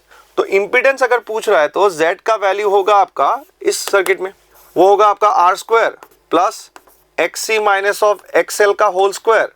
तो ये आपको मिलेगा आपका R², फिर आपको मिलेगा R² because 2R minus R, 2R minus R करोगे तो आपका फिर से R² आएगा, तो आपको मिलेगा R√2। तो that is your option number B, ठीक। ओके, तो last question of this paper. तो assertion रीजनिंग बेस्ड है। क्या बोल रहा है कि a glowing bulb becomes dim when an iron rod is put in the inductor in an AC circuit। मतलब कुछ ऐसे मान लो कि आपका कुछ इंडक्टर है, आपका कुछ ऐसे बल्ब है, ठीक है, तो AC से कनेक्टेड है कुछ। तो आपने क्या करा? यहाँ पे एक बल्ब को जो मतलब इंडक्टर के अंदर आपने एक आयरन रॉड को डाल दिया। तो जैसे ही आप आयरन रॉड को डाल दोगे तो what will happen is that इसका जो इंपीडेंस है वो आपका ज़्यादा हो जाएगा, क्योंकि जो ओवरऑल रेजिस्टेंस है पूरे सर्किट का वो आपका कैसा हो जाएगा? ज़्यादा हो जाएगा। तो ज़्यादा हो जाएगा तो आपका जो अगर रेजिस्टेंस ज़्यादा हो गया तो आपका जो करंट है वो करंट कैसा हो जाएगा? करंट आपका कम हो जाएगा, ठीक। तो नेक्स्ट पॉइंट क्या बोल रहा है कि तो ऑप्शन ए तो सही है। तो नेक्स्ट पॉइंट आपसे बोल रहा है कि resistance of the circuit increases, वही तो मेन पॉइंट था। क्योंकि आप देखो तो आपने जैसे इंडक्टर अगर आप ले लो तो इंडक्टर को आप मान लो कि उसका कुछ रेजिस्टेंस भी है, तो आप XL² प्लस R² लिखोगे। तो XL में आप क्या लिखोगे? आप लिखोगे ओमेगा इंटू एल स्क्वायर है, जो भी है एल तो आएगा ना। लेकिन आपका जो L आएगा वो L किसके ऊपर डिपेंड करता है, वो आपके मीडियम के ऊपर भी तो डिपेंड करता है। आपका जो L है अगर एयर रहेगा तो म्यू नॉट होगा, आप मीडियम को चेंज कर दोगे तो mu R into mu naught होगा।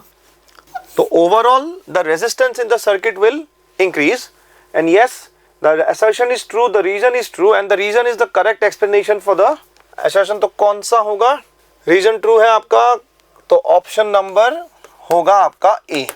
सो that is all for today. Hope you like the video and it helps you in your future endeavour. चलो।